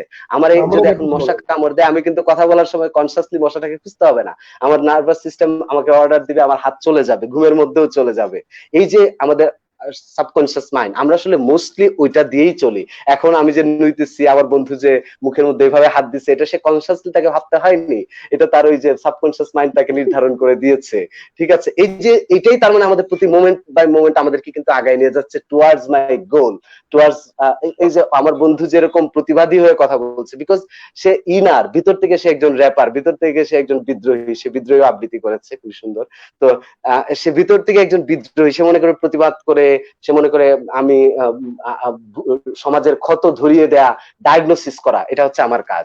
আরেকজন বলতে পারে ট্রিটমেন্ট করা আমার কাজ, আরেকজন, তাই না? এই যে এক একজন এক একটা জায়গাতে, সো তার এই লক্ষ্যের জন্য কিন্তু তার প্রতিটা কথা কিন্তু তার এই লক্ষ্যমুখী হয়। সে তার কথাগুলো থেকে আমি বুঝতে পারছিলাম সে ভিতর থেকে একজন র্যাপার। আমার কিন্তু তাকে মনে হয় না যে সে জাস্ট ছড়া লেখা র্যাপার হয়ে যাচ্ছে, সে ভিতর থেকে একজন র্যাপার। সো এই যে বিষয়টা, এটা তার কথা থেকে কিন্তু প্রতিটা কথা দিয়ে সে এস্টাবলিশ করবে তার জীবনে। সেই কথাগুলোর সময় তাকে প্রস্তুতি নিতে হবে না যে আমাকে কথাটা এভাবেই বলতে হবে, এটা এভাবে বলবে, কারণ তার লক্ষ্যটা সে ভিজুয়ালাইজ করতে পারছে। তার মানে আমরা এখানে একটা সেকেন্ড এক্সারসাইজ কি, আমরা দিনের একটা নির্দিষ্ট সময় একটা জায়গায় বসে সিনেমা দেখবো।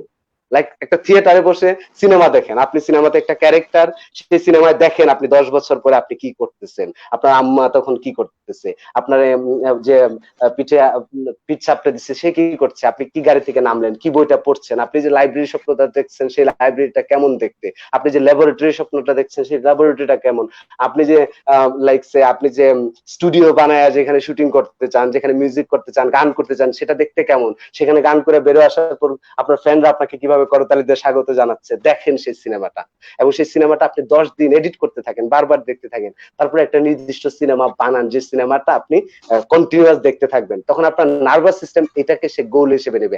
আমাদের নার্ভাস সিস্টেম কিন্তু বুঝতে পারে না কোনটা ফেক কোনটা ফেক না। আমি একটা ছোট্ট উদাহরণ দিই, আপনি যখন খুব টেনশনে পড়েন, ছোটবেলায় পড়াশোনার সময় আমরা কি করতাম, একটা কলম মুখে দিয়ে দিতাম, তাই না? কেন জানেন? এটা সাইকিয়াট্রিস্টরা সাইকোলজিস্টরা রিসার্চ করে দেখছে, এটা মুখের মাসেল গুলাকে এমন ভাবে এক্সপান্ড করে অনেকটা স্মাইলিং এর মতো, ঠিক আছে?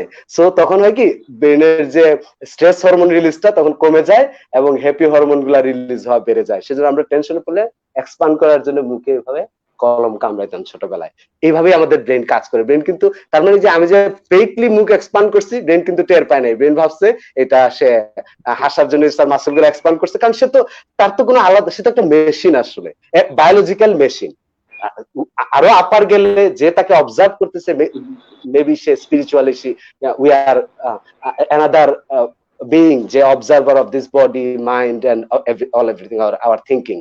So this is the highest potential we can achieve. After that, what is that? আমরা যে ভাবতেছি, আমরা যে দেখতেছি, আমাদের থিঙ্কিং কে আমরা অবজার্ভ করব। আমি এই মুহূর্তে কি চিন্তা করতেছি, লাইক আমি তোমার সাথে কথা বলতেছি, আমি কি চিন্তা করতেছি আসলে এই মুহূর্তে? আমি বিলবোর্ডটা দেখতেছি, বিলবোর্ডটা দেখার সময় যদি আমি কি চিন্তা করতেছি এটা যদি আমি অবজার্ভ না করি, তাহলে বিলবোর্ডের যে স্ক্রিপ্ট রাইটার, যে কপিরাইটার, সে আমাকে চালাবে, আমি চলবো না। কারণ আমি কন্টিনিউয়াস হচ্ছে এইভাবেই চলতেছি। পত্রিকার রাইটার, পত্রিকার সংবাদ আমাকে চালাচ্ছে, আমাকে ফেসবুকে আমি যেটা দেখছি সে আমাকে চালাচ্ছে কন্টিনিউয়াস। তার মানে আমি ডিস্ট্রাক্টেড, আমার গোল ডিস্ট্রাক্টেড। মিসাইলটা যদি জানেই না কোথায় যাবে, তাহলে তো সে কিভাবে যাবে? তো আমরা সবাই ডিস্ট্রাক্টেড হয়ে গেছি। সো আমরা এই সময়টাকে ইউটিলাইজ করতে পারি মোস্টলি এটার জন্য, কারণ করোনার দিনই শেষ না। করোনায় যদি অনেক মানুষও মরে, তাও অনেক অনেক অনেক অনেক অনেক বেশি মানুষ বেঁচে থাকবে।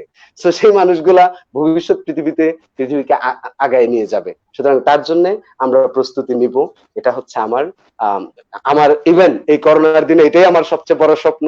সেটার জন্য আমি কথা বলছি। আমি প্রতিদিন অবশ্য রাতের বেলা একটা লাইভ করার চেষ্টা করি, একটা বই নিয়ে, সেটা towards personal development psychology and towards achieving our personal development goal, যেটা দিয়ে আসলে আমরা সোশ্যাল ডেভেলপমেন্ট গোল এবং পৃথিবীর ওভারঅল হিউম্যানিটির একটা কিছু, যে জায়গাতে আমরা যে স্বপ্ন দেখি ভবিষ্যতে, সেই স্বপ্ন অ্যাচিভ করতে পারি, সেরকম অ্যাচিভমেন্টের পথে আমার আশেপাশের আমি সহ আমরা যেন একটু আগায় ওইটাকে সাহায্য করতে পারি। এই ধন্যবাদ কাউসার ভাই, সত্যি অনেক কিছু জানলাম যেটা আমার জানাই ছিল না। অনেকগুলো ইনফরমেশন আপনার মাধ্যমে জানা গেল আজকে। এর মধ্যে অনেকগুলো প্রশ্ন চলে এসেছে আমাদের মধ্যে। কিছু কোশ্চেন আমি পড়ছি, সব প্রশ্ন পড়ছি না, জাস্ট অনেকে আমাদের সাথে আছেন, সবাইকে তো ধন্যবাদ বারবারই আমাদের থাকার জন্য। আমাদের সাথে কণা আছেন, আমিও আছি, ফাইন। আর ওকে, পাপ্পু বলেছেন কাউসার ভাইয়ের কাছে প্রশ্ন, শ্বাসকষ্ট হলে কি করোনার ঝুঁকি আছে? মানে যারা অলরেডি শ্বাসকষ্টের রোগী মানে তারা আছে, তো তারা কি আসলে করোনার জন্য ঝুঁকি যুক্ত কিনা? আর এছাড়াও সাগর আছে কুষ্টিয়া থেকে। ভাই আমি প্রশ্ন উত্তর নিবো একটু, আমি জাস্ট বলছি আর কি প্রশ্নগুলো, আপনি একটু মাথায় রাখেন যেটা আপনার জন্য একটা প্রশ্ন, যে যারা শ্বাসকষ্টের রোগী অলরেডি আছেন বর্তমানে, তাদের জন্য আসলে করোনা কতটা ঝুঁকিযুক্ত হতে পারে। মুরাদ ভাই কল্যাণপুর থেকে শুনছেন, কাউসার ভাই জন্য মুরাদ ভাই কি কোশ্চেন করেছেন, যে কাউসার ভাই কাছে শুনতে চাই যারা করোনা পজিটিভ তাদের প্রতি প্রতিবেশী হিসেবে আমাদের করণীয় কি? কাউসার ভাই আই হোপ আপনি নোট করেছেন। রাফা তৌফিক ভাইয়ের জন্য একটি কোশ্চেন করেছে, অনেক জায়গায় ডাক্তাররা নিজেরাই বিভিন্ন ঝামেলায় পড়ছে আর স্থানীয়দের ভয়ে কিছু বলতে পারছে না, সেক্ষেত্রে ডাক্তার কিভাবে আইনি সাহায্য পেতে পারে? তৌফিক ভাই আপনার কাছে প্রশ্ন এটা। তৌফিক ভাইয়ের কাছে এই প্রশ্ন, রংপুর থেকে শুনছেন আমাদের সাথে, নেত্রকোনা থেকে শুনছেন। রংপুর হিমু পরিবহন থেকে আমার সংগঠন শুরু, তৌফিক ভাই আমার গুরু, আহা খুব ভালো লাগছে, উৎসব বলেছে। রাজনগর থেকে শুনছে তামান্না, সাগর শুনছে সাভার থেকে। মোহাম্মদ অলিউল্লাহ বলছে একটি গানের অনুরোধ করেছে আমাদের তৌফিক ভাইকে, অবশ্যই তৌফিক ভাইয়ের কাছে আমরা অবশ্যই গান শুনবো। তৌফিক ভাই প্রিপারেশন নিতে পারেন, আমরা অনুষ্ঠানের শেষে একেবারে আপনার গান শুনবো। সে পর্যন্ত আমরা আসলে কিছু প্রশ্নের উত্তর নিয়ে নেই আগে, তারপরে আমার লেখা এটা ভাই আপনার অনুপ্রেরণার লেখা, মোহাম্মদ অলিউল্লাহ বলেছে। যাই হোক, প্রশ্ন আরো আসছে। প্রথমে আমরা এবার অনেকক্ষণ কাউসার ভাইয়ের কথা শুনেছি বলে আগে আমরা তৌফিক ভাইয়ের একটা প্রশ্নের উত্তর শুনে নেই, যে আসলে যে থ্যাংক আইনি ইউ। সাহায্য ডাক্তাররা কিভাবে পেতে পারে সেটা তৌফিক ভাই একটু বলুন, তারপরে আমরা কাউসার ভাইয়ের কাছে আবার চলে যাবো। আমার একটা প্রশ্ন আছে, শুধু আইনি না, মানে মানুষ হিসেবে মানবিক, এবং আমরা তো এখন এই কোর্টে দৌড়াতে পারবো না, কোর্ট কিন্তু বন্ধ। সুতরাং শুধু আইনি না, মানবিক এবং সামাজিক মানুষ হিসেবে আসলে আমরা কিভাবে আম, এটা দেখতে পারি। আচ্ছা, প্রথমে তোকে ধন্যবাদ জানাবো, তুই এত সুন্দর কথা বলিস আমি জানতাম না। তুই এত গুছিয়ে কথা বলিস, সত্যি কথা বলতে তোর তো লেখা পড়ছি ভাই, কিন্তু তুই এত সুন্দর গুছিয়ে যে কথা বলিস এবং ব্যাপক জ্ঞানের সমীকরণ। মাচ লাভ বন্ধু, ফ্যান্টাস্টিক টু ইউ। থ্যাংক মানে ইউ। আমার আমি মানে বিমোহিত হয়ে তোর কথাই শুনতেছিলাম। আমি তো একে তো কথাবার্তা থ্যাংক বলি, ইউ। সার্বিকভাবে কথা বেছেই খাই, খারাপভাবে বলতে গেলে যা যা করি সবই কথা বলে কাজ। তোর কথা একদম মন্ত্রমুগ্ধ, মানে আমি একদম চুপচাপ শুনে যাচ্ছিলাম। Much love to you. এবার আলোচনায় আসি। প্রথম কথাটা যেটা বলবো সেটা হচ্ছে, দেখেন এটা খুবই কষ্টকর, এটা খুবই দুঃখজনক যে যখন ডাক্তাররা, যারা আমাদের একদম ফ্রন্টলাইন ওয়ারিয়ার এই যুদ্ধে বিশ্বব্যাপী, শুধু বাংলাদেশ না, সেখানে যখন এই ডাক্তারদেরকে আমরা নানাবিধ ভাবে, আমি যে খবর টবর দেখছিলাম, সত্য মিথ্যা জানি না, আমি চাই যেন এগুলো মিথ্যা সংবাদ হোক, আমি চাই এটা, বাট মনে হয় সব ক্ষেত্রে এটা মিথ্যা সংবাদ হবে না। ডাক্তাররা উল্টো খুব কষ্টে আছেন, ইট পাটকেল মারা হচ্ছে, সামাজিক ভাবে হেয় প্রতিপন্ন করা হচ্ছে, খুবই দুঃখজনক, কষ্টকর। আমি বুঝতে পারছি যারা এটা করছেন কি কারণে করছেন। তারা হয়তো করছেন এটা চিন্তা করে যে ডাক্তার থেকে এখন আমি সংক্রমিত হব, আমি অসুস্থ হব। তো বিষয়টা হচ্ছে, বাবা, যদি আপনাকে কেউ বাঁচাতে পারে, যদি বাঁচানোর কোনো ওসিলা কেউ নিয়ে আসে ঈশ্বরের পরে, ওসিলা যদি কেউ বহন করেন, প্রথমত কিন্তু এই চিকিৎসকগণ, এই স্বাস্থ্যকর্মীগণ। সুতরাং আপনি যদি তার বিরুদ্ধে ইট পাটকেল ছোড়েন, তাকে যদি নাজেহাল করেন, তাকে যদি সামাজিকভাবে হেয় প্রতিপন্ন করেন, বিপদ কিন্তু ওভারঅল এই সাইকেলিং এ আপনি আপনার দিকে বিপদ টেনে আনছেন। যদি আপনি আপনার দিকে সরাসরি নাও আনেন, আপনি আনছেন আপনার প্রতিবেশী, আপনার দূরের কোনো আত্মীয়, আপনার কোনো স্বজন, কারোর জন্য। সুতরাং এটা খুবই মানে সেন্সেবল অবশ্যই না, এটা খুবই খুবই দুঃখের কষ্টের একটা জায়গার একটা অবগাহ। প্রথমত এটা অবশ্যই আমাদের করণীয় নয়। আমাদের ঠান্ডা মাথায় বুদ্ধি করে কিভাবে আমরাও ভালো থাকতে পারি, এবং যদি কোনো ডাক্তার আমাকে সুস্থতা প্রদান করার চেষ্টা করতে গিয়ে নিজে কোনোভাবে সংক্রমিত হতে পারেন এই ভয়টা পাই, বুদ্ধি করে আমাদের দেখতে হবে যে কিভাবে এখন আমরা কি করতে পারি। কিন্তু এটা বুদ্ধির কোনো জায়গা না যে আমি ইট পাটকেল মারবো, তাকে তাকে উল্টো বিপদের মধ্যে রাখবো। আমাদের দেশে কতজনই বা ডাক্তার আছেন, কতজন মানুষ ডাক্তারি পড়াশোনা করেছেন, তার মধ্যে কতজন মানে প্রপার সেই সেফটি সিকিউরিটি গুলা পেতে পারছেন, পেতে পেরে নিয়ে মানুষকে সহায়তা করতে পারছেন, সবকিছু নিয়ে কিন্তু প্রশ্নের, সীমাহীন প্রশ্নের জায়গা থেকেই গিয়েছে।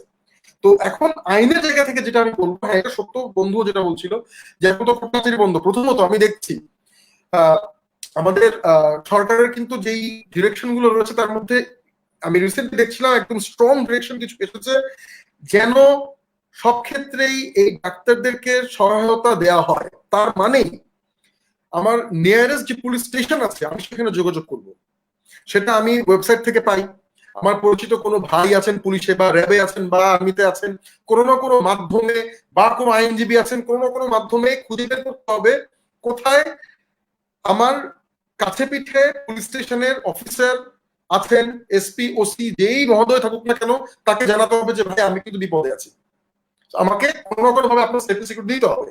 এটা সোজা কথা একদম। কোর্টের মাধ্যমে আমাদের এক্ষেত্রে যাবার এই মুহূর্তে কোনো সুযোগ নেই, কারণ এটা আমাদের বয়োজ্যেষ্ঠ সিনিয়র আইনজীবীগণ আলোচনা এনেছেন যে কোভিড এর নিমিত্তেই একটা অ্যাক্ট আসা উচিত। যদিও এই মহামারী নিয়ে আমাদের আইন রয়েছে, দুর্যোগকালীন সময়ের আইন রয়েছে, কিন্তু কোভিড কে নিমিত্ত রেখেই আইন এখন পর্যন্ত আসেনি।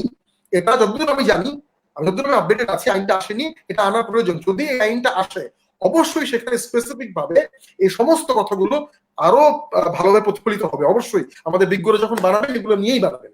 এর আগ পর্যন্ত যেহেতু এখন বলছিলাম যে আমাদের কোর্টই খোলা নেই, আর কোর্ট খোলা থাকলেও আমি যদি কোভিড একটা থাকে, ইমিডিয়েট কোভিড একটা আন্ডারে কিন্তু যেতে পারতাম না। আমার অন্যান্য কোনো না কোনো আইনের নিচে এসে আইনকে গ্রাউন্ড হিসাবে ধরে সেক্ষেত্রে আমার যেতে হতো। তো এখন যেহেতু আমি কোর্টের নামে যেতে পারছি না, মামলা করবো এখন কার এগেইনস্টে? আমি একজন ডাক্তার, আমি কোথায় মামলা করবো? আমার প্রতিবেশীর কাছে মামলা করবো? মানে এই মামলার প্রস্তুতি তো নাই, কোর্ট তো খুলছে না।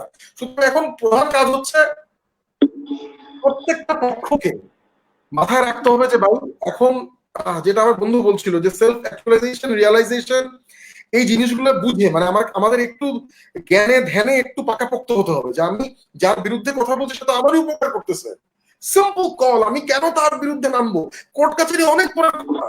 এই জায়গাগুলো আমাদের সবার আগে অন করতে হবে। মানে আমি কিভাবে দেখি যে এই কন্ডিশনে যে আমরা জানি যে বাংলাদেশে যে পরিমাণে মানুষ, জায়গা ছোট, সেই পরিমাণে আমাদের ডাক্তার তো নেই, সেই পরিমাণে আমাদের চিকিৎসা দেওয়ার ক্ষেত্রে সেরকম ফ্যাসিলিটিও আমাদের নেই। আমরা আছি উন্নয়নের প্রসেসে, আমরা আছি ওকে, বাট এই মুহূর্তে সেভাবে আমরা নেই।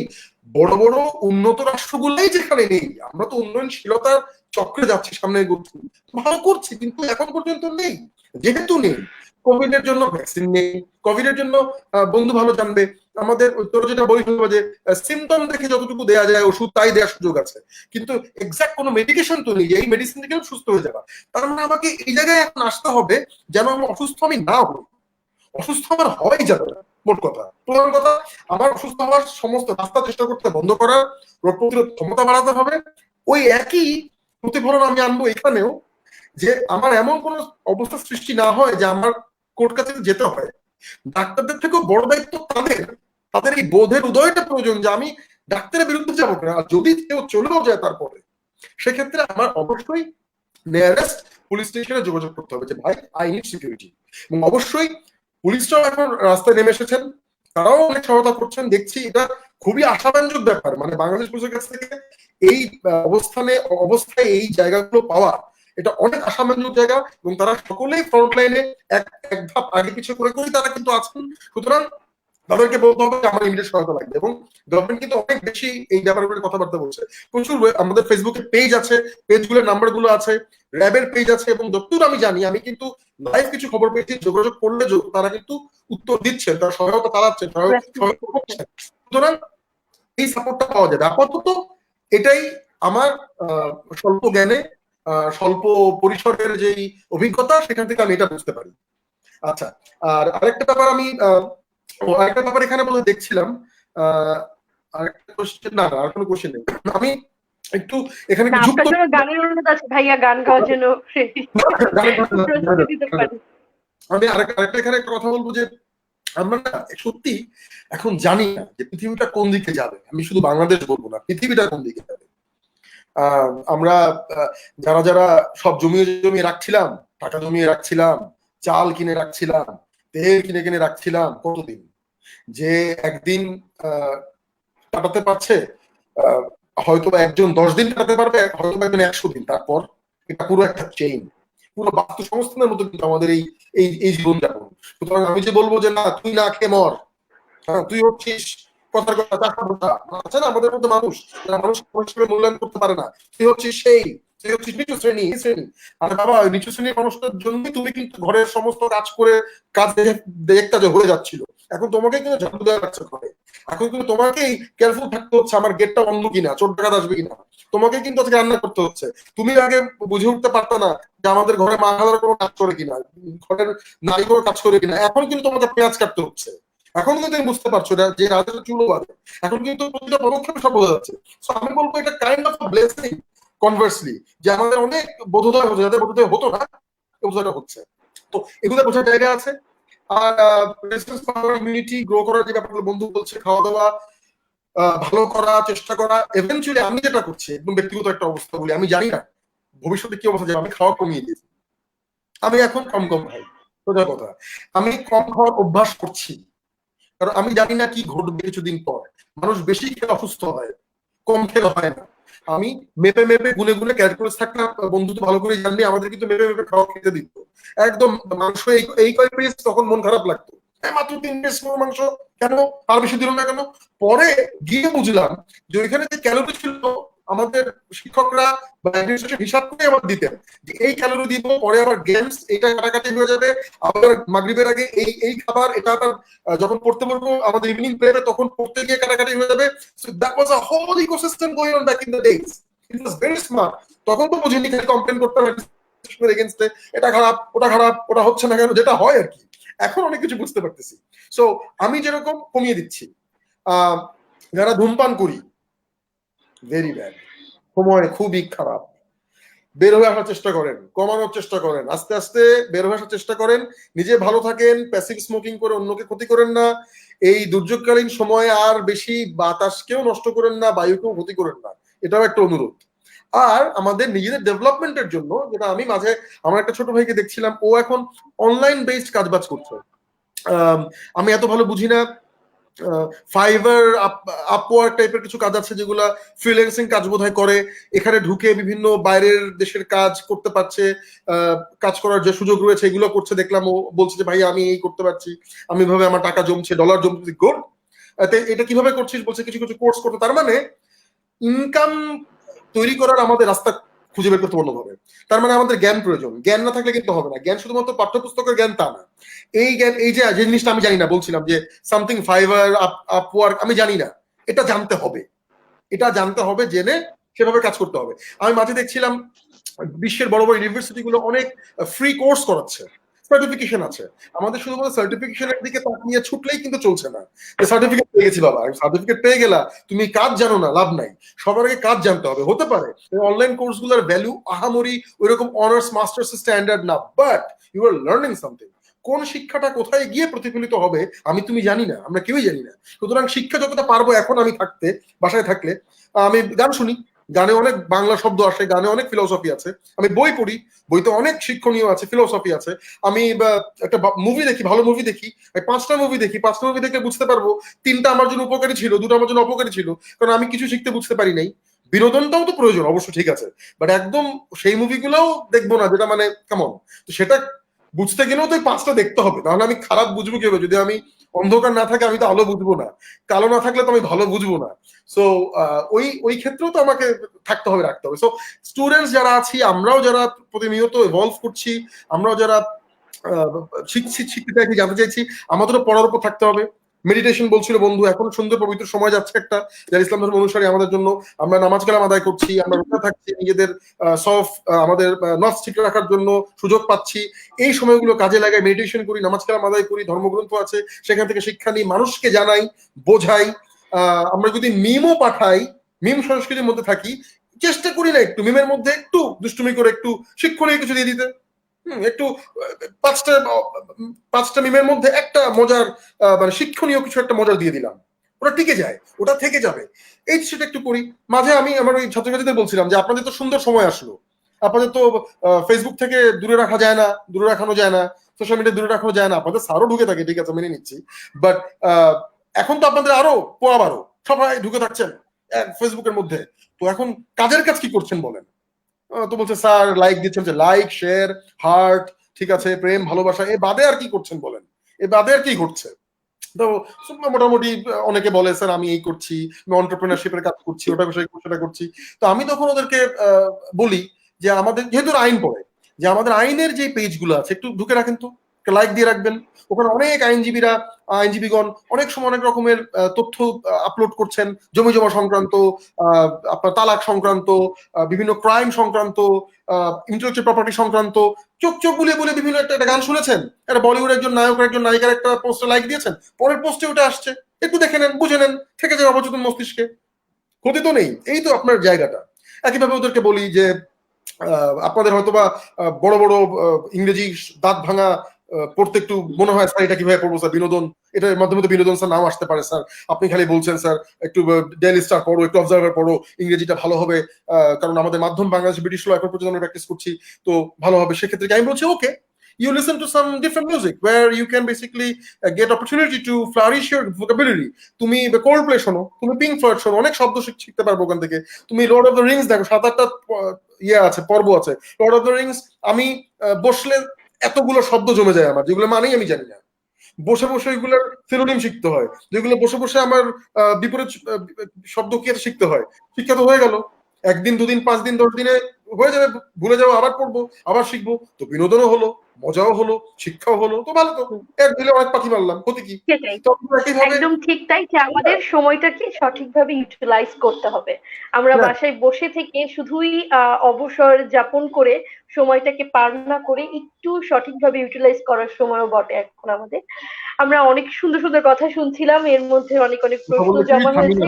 আমি আমার বন্ধু আমরা আর কাউসার ভাই এবং তৌফিক ভাই দুজনই অনেক ভালো কাজ করছেন, বাসায় বসে হোক বা কোয়ারেন্টাইনে থেকে হোক। আসলে আমাদের প্রত্যেকেরই উচিত নিজ নিজ জায়গা থেকে কিভাবে এই প্রতিকূলতার মুহূর্তে আমাদের সকলের পাশে দাঁড়ানো উচিত, বা কিভাবে মানুষকে সচেতন করা উচিত, যে কাজটা আসলে আমরা করতে পারবো নিজেদেরকে সেফ রেখে, সেই কাজটা আসলে আমাদের করা উচিত এখন। কাউসার ভাই জন্য দুটো প্রশ্ন ছিল। আমরা অনেক প্রায় অনেকটা সময় চলে এসেছে, আমরা শেষও করব, তার আগে ভাইয়ার কাছে প্রশ্নের উত্তরগুলো জেনে নিব। এবং তৌফিক ভাই, আপনার জন্য, আপনাকে প্রিপারেশন নেওয়ার জন্য সময় দিচ্ছি যে আপনি অবশ্যই গান করবেন। আপনার অনেক ভক্তকুল আমাকে এখানে নক করছে যে ভাইয়াকে গান করার অনুরোধ করেন, ভাইয়ার কাছে একটু র্যাপ শুনবো। সো একটু সং, এমন একটা গান চুজ করেন যেটা সাথে আপনার র্যাপও আছে, এটাও হতে পারে, অথবা যে গানটা নিয়ে আপনি প্রথমে কথা বলছিলেন যে এই সময়কার জন্য প্রযোজ্য, যেই গানটা, সেই গানটাও আপনি গাইতে পারেন। এটা আপনার হাতে আমি দিচ্ছি, আমি চুজ করছি না। আপনি পছন্দ মতো নিয়ে একটু প্রিপারেশন নেন, ততক্ষণ আমরা আমাদের কাউসার ভাইয়ের কাছে প্রশ্ন জেনে আসবো। দুটি প্রশ্ন ছিল, সেই সাথে কাউসার ভাই আরো একবার সবাইকে মনে করিয়ে দিবেন যে হিমু পরিবহনের ফেসবুকের মাধ্যমে সবাই কিন্তু আমাদের কাছ থেকে মেডিকেল সাপোর্টটা পেতে পারেন। কিভাবে পেতে পারেন সেটাও আপনি একটু বলবেন, আপনার কাছে দিয়ে দিচ্ছি। Thank you. একটা প্রশ্ন ছিল হচ্ছে যে শ্বাসকষ্টের রোগী যারা, তারা রিস্কে আছেন, রিস্ক জোনে আছেন, এটা হ্যাঁ, বলা হচ্ছে যে কিছু রোগ রিস্ক জোনে আছে। তার মধ্যে 1 নাম্বার হচ্ছে হার্ট ডিজিজ, নাম্বার 2 হচ্ছে ক্যান্সার, নাম্বার 3 হচ্ছে লং টার্ম লাংসের ডিজিজ লাইক হাঁপানি বা আদার ডিজিজ। এখন কথা হচ্ছে যে যারা শ্বাসকষ্টের রোগী, যিনি প্রশ্ন করেছেন তাকে যদি বলি, শ্বাসকষ্ট কেন হচ্ছে, ধরুন সেটা হাঁপানি ধরুন বা অন্য যে কোনো কারণে হোক, কি কি কারণ হতে পারে, যেটা শ্বাসযন্ত্রের অসুস্থতা থাকতে পারে, অথবা যে নালীটা সেটাতে অসুস্থতা থাকতে পারে, যে সেটা ছোট হয়ে আসছে।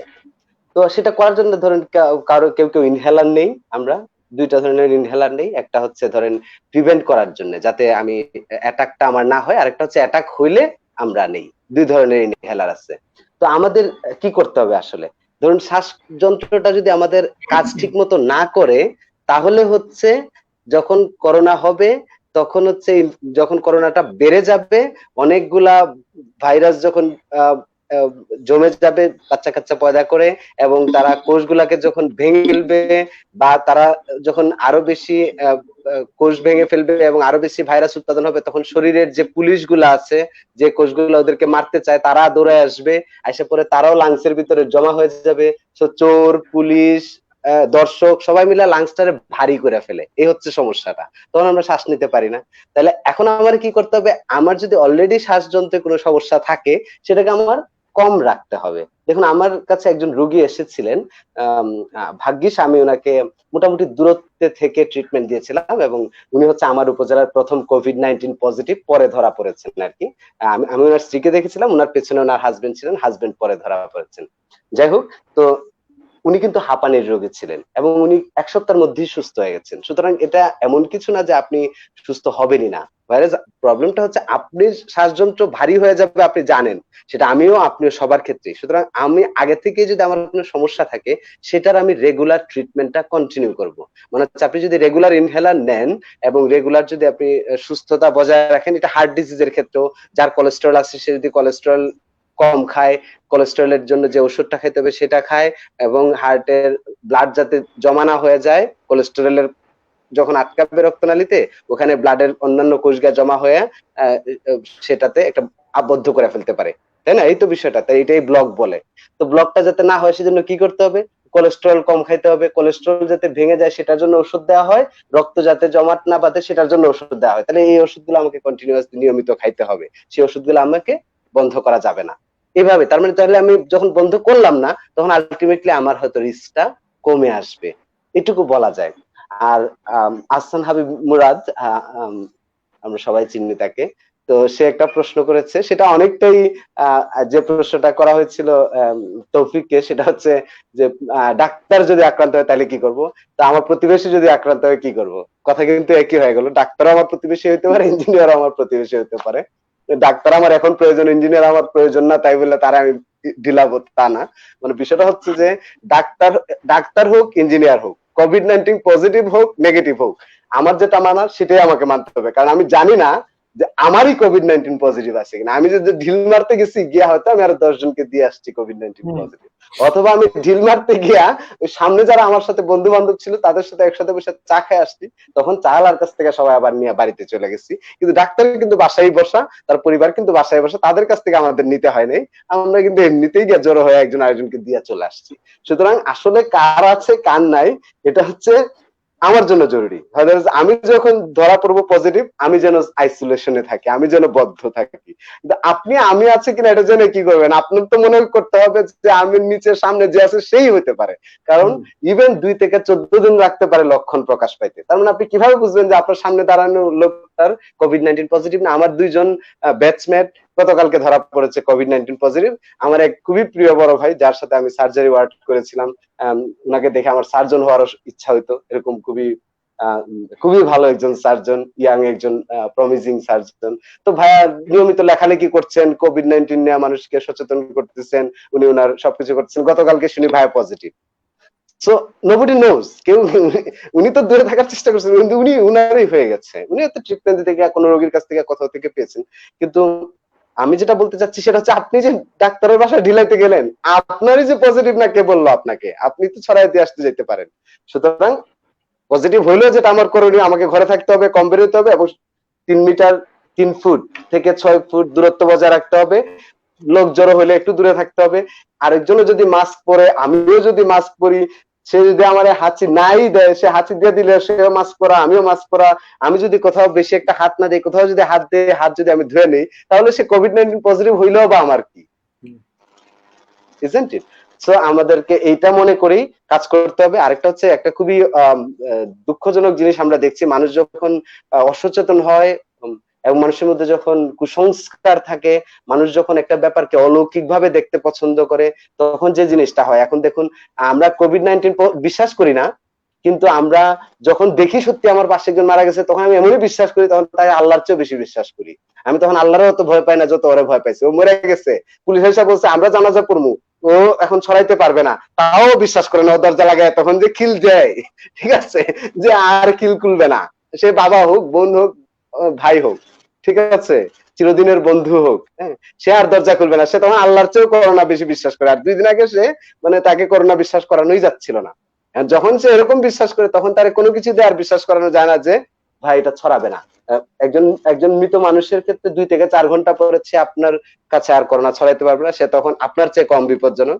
সুতরাং আপনি তার কবরও দিতে যেতে পারেন, চেষ্টা করবেন কবর দিতে যাওয়ার প্রসেসটার মধ্যে দূরত্ব বজায় রাখতে, সচেতনতা মেনটেন করতে। ইভেন আপনি যদি COVID-19 পজিটিভ হন, তাহলে পজিটিভ থাকার চেষ্টা করেন, কারণ 100 জনের 90 জন মানুষের খুবই নর্মাল সিমটম থাকতে পারে, হয়তো 5 থেকে 7 জন বা 3 থেকে 5 জন মানুষের আইসিইউ লাগতে পারে। সেই 3 থেকে 5 জনের মধ্যে ডক্টর ফাউচি, যিনি আমেরিকান ইনফেকশাস ডিজিজের যিনি হেড, উনি 6 জন প্রেসিডেন্টের উপদেষ্টা ছিলেন ইনফেকশাস ডিজিজের। উনি HIV, Ebola, SARS, MERS, COVID-19 সবগুলাতেই আমেরিকার প্রেসিডেন্টের উপদেষ্টা হিসেবে কাজ করছেন। এই ভদ্রলোক বলেছেন যে COVID-19 এর মৃত্যুর হার 1%। কিন্তু আমরা যতই চিৎকার করি, কারণ আমরা আসলে ধরা পড়তেছি অনেক কম, আমরা অনেকেই সুস্থ হয়ে যাচ্ছে, হয়তো কেউ জানে না, হয়তো আমি অলরেডি সুস্থ হয়ে COVID-19 পজিটিভ হয়ে সুস্থ হয়ে গেছি, আমি টের পাই নাই, এটাও হতে পারে। সুতরাং COVID-19 পজিটিভ হলেই আপনি মারা যাবেন তা না। আপনি প্রথম কথা হচ্ছে আপনাকে COVID-19 হইতে হবে, আপনি সচেতন থাকলে সেটা হওয়ার সম্ভাবনা কম। আপনি সচেতন থাকলে, বাইরে কম গেলে, ধুলা ময়লা কম খাইলে আপনার লাংস ভালো থাকবে, আপনার রোগ প্রতিরোধ ক্ষমতা ভালো থাকবে, আপনার লাংস সহ্য শক্তি বেশি থাকবে, সেজন্য আপনি বেঁচে যাবেন একবার যদি COVID-19 পজিটিভ হন, মানে বেঁচে যাওয়ার সম্ভাবনা বাড়বে। সুতরাং বি পজিটিভ, ভালো থাকবেন। সেটাই সবাইকে আমরা বলি যে ভয় নয়, আসলে জানতে হবে এবং নিজে সচেতন হবে, অন্যকে সচেতন করতে হবে। যাই হোক, আমি কাউসার ভাইকে একটা অনুরোধ করেছিলাম, ভুলে গিয়েছি, আমি আরেকবার মনে করিয়ে দিই। ওকে বলছি, ওকে, আমার চেয়ে তুমি ভালো বলছিলে, বলে ফেলো। ওকে, হিমু পরিবহনের ফেসবুক পেজে গেলে আপনারা আমাদের একটি পোস্ট পাবেন, সেখানে হচ্ছে যাদের এই মুহূর্তে যারা বাসায় আছেন কিন্তু আপনাদের কোনো ডাক্তারের পরামর্শ দরকার, মানে প্রাথমিক চিকিৎসার জন্য হসপিটালে না গিয়ে সরাসরি ডাক্তারের সাথে কথা বলে আপনাদের সমাধান করা সম্ভব, এমন হলে আপনারা আমাদের ফেসবুকে যে পোস্টটি আছে সেখানে দুটো ফোন নাম্বার আছে, তাদেরকে ফোন দিয়ে ডাক্তারের সাথে কথা বলতে পারবেন। এছাড়াও আপনারা ফেসবুক পেজে সরাসরি মেসেজও করতে পারেন, এটার মাধ্যমে আপনার সাথে আমাদের ডাক্তাররা যোগাযোগ করবে এবং আপনার মানে কাঙ্ক্ষিত আপনি যে প্রাথমিক চিকিৎসার জন্য আপনাকে ফোনে যতটুকু ডাক্তার আপনাকে সহযোগিতা করতে পারবে সেইটা আপনাকে আমরা আমাদের মানে ফেসবুক পেজের মাধ্যমে আমরা এইটুকু সাপোর্ট আপনাদেরকে দিতে পারছি। আমাদের সাথে কয়েকজন ডাক্তার কাজ করছেন, তাদের সবাইকে ধন্যবাদ। তাদের মধ্যে কাউসার ভাই অন্যতম। কাউসার ভাই আমাদের সাথে আছেন। আপনাদের আসলে অনেক অনেক প্রশ্ন চলে আসছে, সব প্রশ্নের উত্তর দেওয়া তো সম্ভব না, কিন্তু হ্যাঁ আপনাদের ভাইয়া যেহেতু ডাক্তার সুস্থ, আপনাদের যে মানে কোনো ধরনের সমস্যা হলে আপনারা কিন্তু ভাইয়ের সাথে কথা বলতে পারেন, বা আপনারা আপনাদের প্রাথমিক চিকিৎসার জন্য সরাসরি হসপিটালে না যেয়ে আপনারা আহ এখানেই থাকতে পারেন। আপনারা ফোন দিয়ে আপনাদের পরামর্শ নিতে পারেন। এই আমার এটাই বলার ছিল, আমার মনে হয় আমার বলা শেষ। এবার পালা ভাইয়ার। ভাইয়ার পালা ছিল যে ভাই একটি গান শোনাবে। আমি শেষ করছি, শেষ করার আগে আমি বিদায় নিব, কাউসার ভাইকে বিদায় নেওয়ার জন্য সুযোগ দিব। প্রথমে কাউসার ভাই বিদায় নিন, তারপরে আমি, যারা কমেন্ট করেছে তাদেরকে ধন্যবাদ এবং ছোটখাটো কমেন্ট গুলো একটু পড়ে নিয়ে দেন হচ্ছে আমি বিদায় নিব। তারপরে আমরা তৌফিক ভাইয়ের কাছে চলে যাবো, তৌফিক ভাই বিদায় নিবেন এবং গান শোনাবেন। গান শুনতে শুনতে আমরা আমাদের এখানেই শেষ করবো। কাউসার ভাই প্রথমে আপনাকে দিচ্ছি। শুভ বিদায়, অনেক কথা বলেছি, এবার গান শুনি। ভালো থাকবেন সবাই, নিরাপদে থাকবেন। এই সবাইকে ধন্যবাদ আমাদের সাথে থাকার জন্য, ধন্যবাদ আমাদের দুই অতিথিকে তাদের ব্যস্ততম সময় থেকে আমাদেরকে সময় দেওয়ার জন্য, এই আমাদের বন্ধুদের জন্য এত সুন্দর করে প্রশ্নের উত্তরগুলো দেওয়ার জন্য, এবং সেই সাথে আসলে অনেক তথ্য আমাদের জানা ছিল না, সেগুলো আমরা জানতে পারলাম। ভালো লাগছে এত সময় ধরে আপনাদের কথা শুনতে পেরে। আমাদের সাথে আসলে নানান সময় নানান মানুষজন আছেন, অনেকে আমাকে আবৃত্তি করার অনুরোধ করছেন, না আজ আমি আবৃত্তি করব না, অন্য কোন দিন অবশ্যই আবৃত্তি শোনাবো। আজ আমরা ভাইয়ার গান শুনতে শুনতে বিদায় নিব এবং মিল্টন আমাদেরকে ধন্যবাদ দিয়েছেন, সে আবেগে আপ্লুত হয়ে গেছেন, আমরা যেভাবে উইশ করছি। মিল্টন তুমি প্রাপ্যই। আসলে যারাই আমাদের সাথে আছেন সবার প্রতি আমাদের ভালোবাসা শুভেচ্ছা সবসময় থাকবে, এবং যারা এতক্ষণ ধরে আমাদেরকে শুনেছেন সবাইকে ধন্যবাদ। আরো একবার ধন্যবাদ আমাদের দুই অতিথিকে, ধন্যবাদ আমাদের বন্ধুদেরকে, এবং আমি বিদায় নিচ্ছি। বিদায় নিতে নিতে আমরা শুনবো গান। আমি চলে যাচ্ছি তৌফিক ভাইয়ের কাছে, তৌফিক ভাই গান শোনাবেন, সেই সাথে সাথে আমরা আমাদের আজকের অনুষ্ঠান শেষ করছি। ধন্যবাদ সবাইকে আরো একবার। ধন্যবাদ হিমু পরিবহন ভাই। পরিবহনে মানে আজকে এসেছি, কথাবার্তা বলেছি, শব্দ দুটোই খুব আনন্দের, খুব মজার। হিমু পরিবহন, এটা কার মাথা থেকে এসেছে আমি জানি না, যার মাথা থেকে এসেছে অনেক ধন্যবাদ। ছোটবেলায় আমার হিমু হওয়ার খুব শখ ছিল। আমি এই তারাবির নামাজের সময়, তারাবির নামাজ থেকে পালিয়ে যেটা হতো ছোটবেলায়, পাঞ্জাবি পরে আমার ফুফাতো ভাইকে নিয়ে হেঁটে হেঁটে বেড়াতাম খালি পায়ে। আজকে হঠাৎ মনে হচ্ছিল ব্যাপারটা, পরে এরকম কয়েকদিন হাঁটার পর দেখলাম পায়ে ক্ষত বিক্ষত হয়ে গেছে, পরে বাদ দিলাম। পরে এসে দেখলাম যে আব্বা নামাজে এসে আমাকে আর পান না, পরে বললো যে ও খুব নামাজ পড়তে বেরোয়, যায় কই, ওকে তো আর খুঁজে পাই না। বাবা তো জানেন না যে আমি হাতে স্যান্ডেলটা খুলে নিয়ে আমার ফুফাতো ভাইকে নিয়ে হাঁটতে বেরোই, খুব হিমু হতে চাই। তো হিমু হওয়ার তীব্র বাসনা ছিল। তো সেই হিমু পরিবহনেই যখন আজকে এসেছি, কথাবার্তা বলতে পেরেছি, একটু একটা একটা মহামারী দুর্যোগকালীন সময় এসেছি বলে হয়তোবা সেভাবে আনন্দ ভাগ করে উঠতে পারিনি।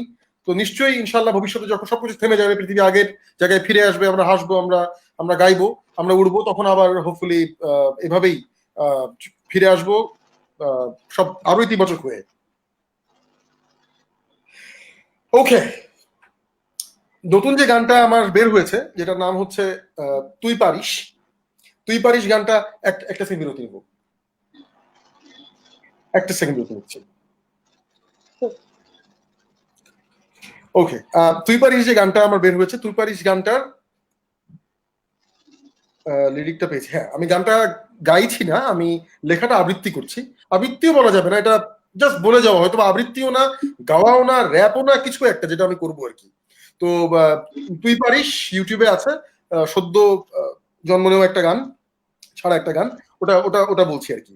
ছুঁতে পারিস ওই আকাশটাকে, বিশ্বাস রাখ নিজের কাছে, ছুঁতে পারিস ওই আকাশটাকে, শুনি নতুনেরই ডাক, নেই তো কোনো ভয়, বাজে বিজয়েরই ঢাক, তোমরা করবে জয়। শৃঙ্খল যত অনিয়ম তত, জরাজীর্ণ জঙ্গল মতো, সহস্র ক্ষত অজস্র রত, পরাধীনতার বেড়াজাল, বাচ্ছে দামামা মুক্তির, জয়ীর পতাকা যুক্তির, রক্তের লালে শক্তি। ঘুচে যাবে কালো, এসে যাবে আলো, থেকে যাবে আলো ঢালো আরো ঢালো, নতুনই জানে ছন্দ, হটে যাবে সব মন্দ। হারতে তুমি শেখনি, পরাজয় মাননি, আলো জালো জালো আলো আলো জালো। হারতে তুমি শেখনি, পরাজয় মাননি, আলো জালো জালো আলো আলো জালো। হারতে তুমি শেখনি, পরাজয় তুমি তো মাননি, আলো জালো জালো আলো আলো জালো। তো দু লাইন গাইলাম। আর শেষমেশ আমি আর দুটো লাইন গাইবো। এটা একটা গান, গানটার নাম অভিযাত্রী। একটা বাংলাদেশের একটা র্যাপ ক্রু ছিল, অনেক আগে ওদের জন্য একটা গান লিখেছিলাম, গানটার নাম অভিযাত্রী, ওদের দলের নাম অভিযান। তো গানটা পুরো আমার লেখা ছিল, ওখানে 3টা পার্ট ছিল গানের। ওরা তিনজন র্যাপার ছিল, একটা পার্ট ছিল পথ শিশুদেরকে নিয়ে, একটা পার্ট ছিল আমাদের হিজড়া সম্প্রদায়কে নিয়ে, একটা পার্ট ছিল যারা আমাদের ঘরে আমাদের কাছে সহায়তা দেয় তাদেরকে নিয়ে। অনেক ক্ষেত্রেই এই হিজড়া সম্প্রদায় বলি, আমাদের শিশুরা বলি, যারা পথ শিশু, গৃহহীন যারা, সুবিধা বঞ্চিত শিশু যারা, এবং আমাদের ঘরে যে মানুষ আমাদের সহায়তা করছেন, এই 3টা শ্রেণীর মানুষের অধিকারের কথা বলে, তাদের প্রতি আমাদের দায়িত্বের কথা জানিয়ে এই গানটা আমি লিখেছিলাম, ওদের জন্য ওরা গিয়েছিল। তো এখানে কোরাসটা আমি গিয়েছিলাম, আর আমার নিজের একটা র্যাপ পার্ট ছিল, র্যাপের ভার্সন ছিল। তো কোরাসের যে জায়গাটা ছিল, ওই জায়গাটা খুব খুব পছন্দের আমার। মানে ভালো কিছু থাকে না কিছু গান, যে সব সন্তানের ভিতরে কোনো একটা সন্তানকে বেশি ভালোবাসে আর কি, একটু সাম্প্রদায়িক হয়ে যায় কখনো কখনো আমরা। তো এটা ওই সাম্প্রদায়িক জায়গাটা আমার, এই এই কয়েকটা লাইন। তো এই জায়গাটা এরকম ছিল যে, কালো মেঘ সরে যাবে, কেটে যাবে আধার, মেঠো পথ ধরে হাঁটি, ভয় নেই হারাবার।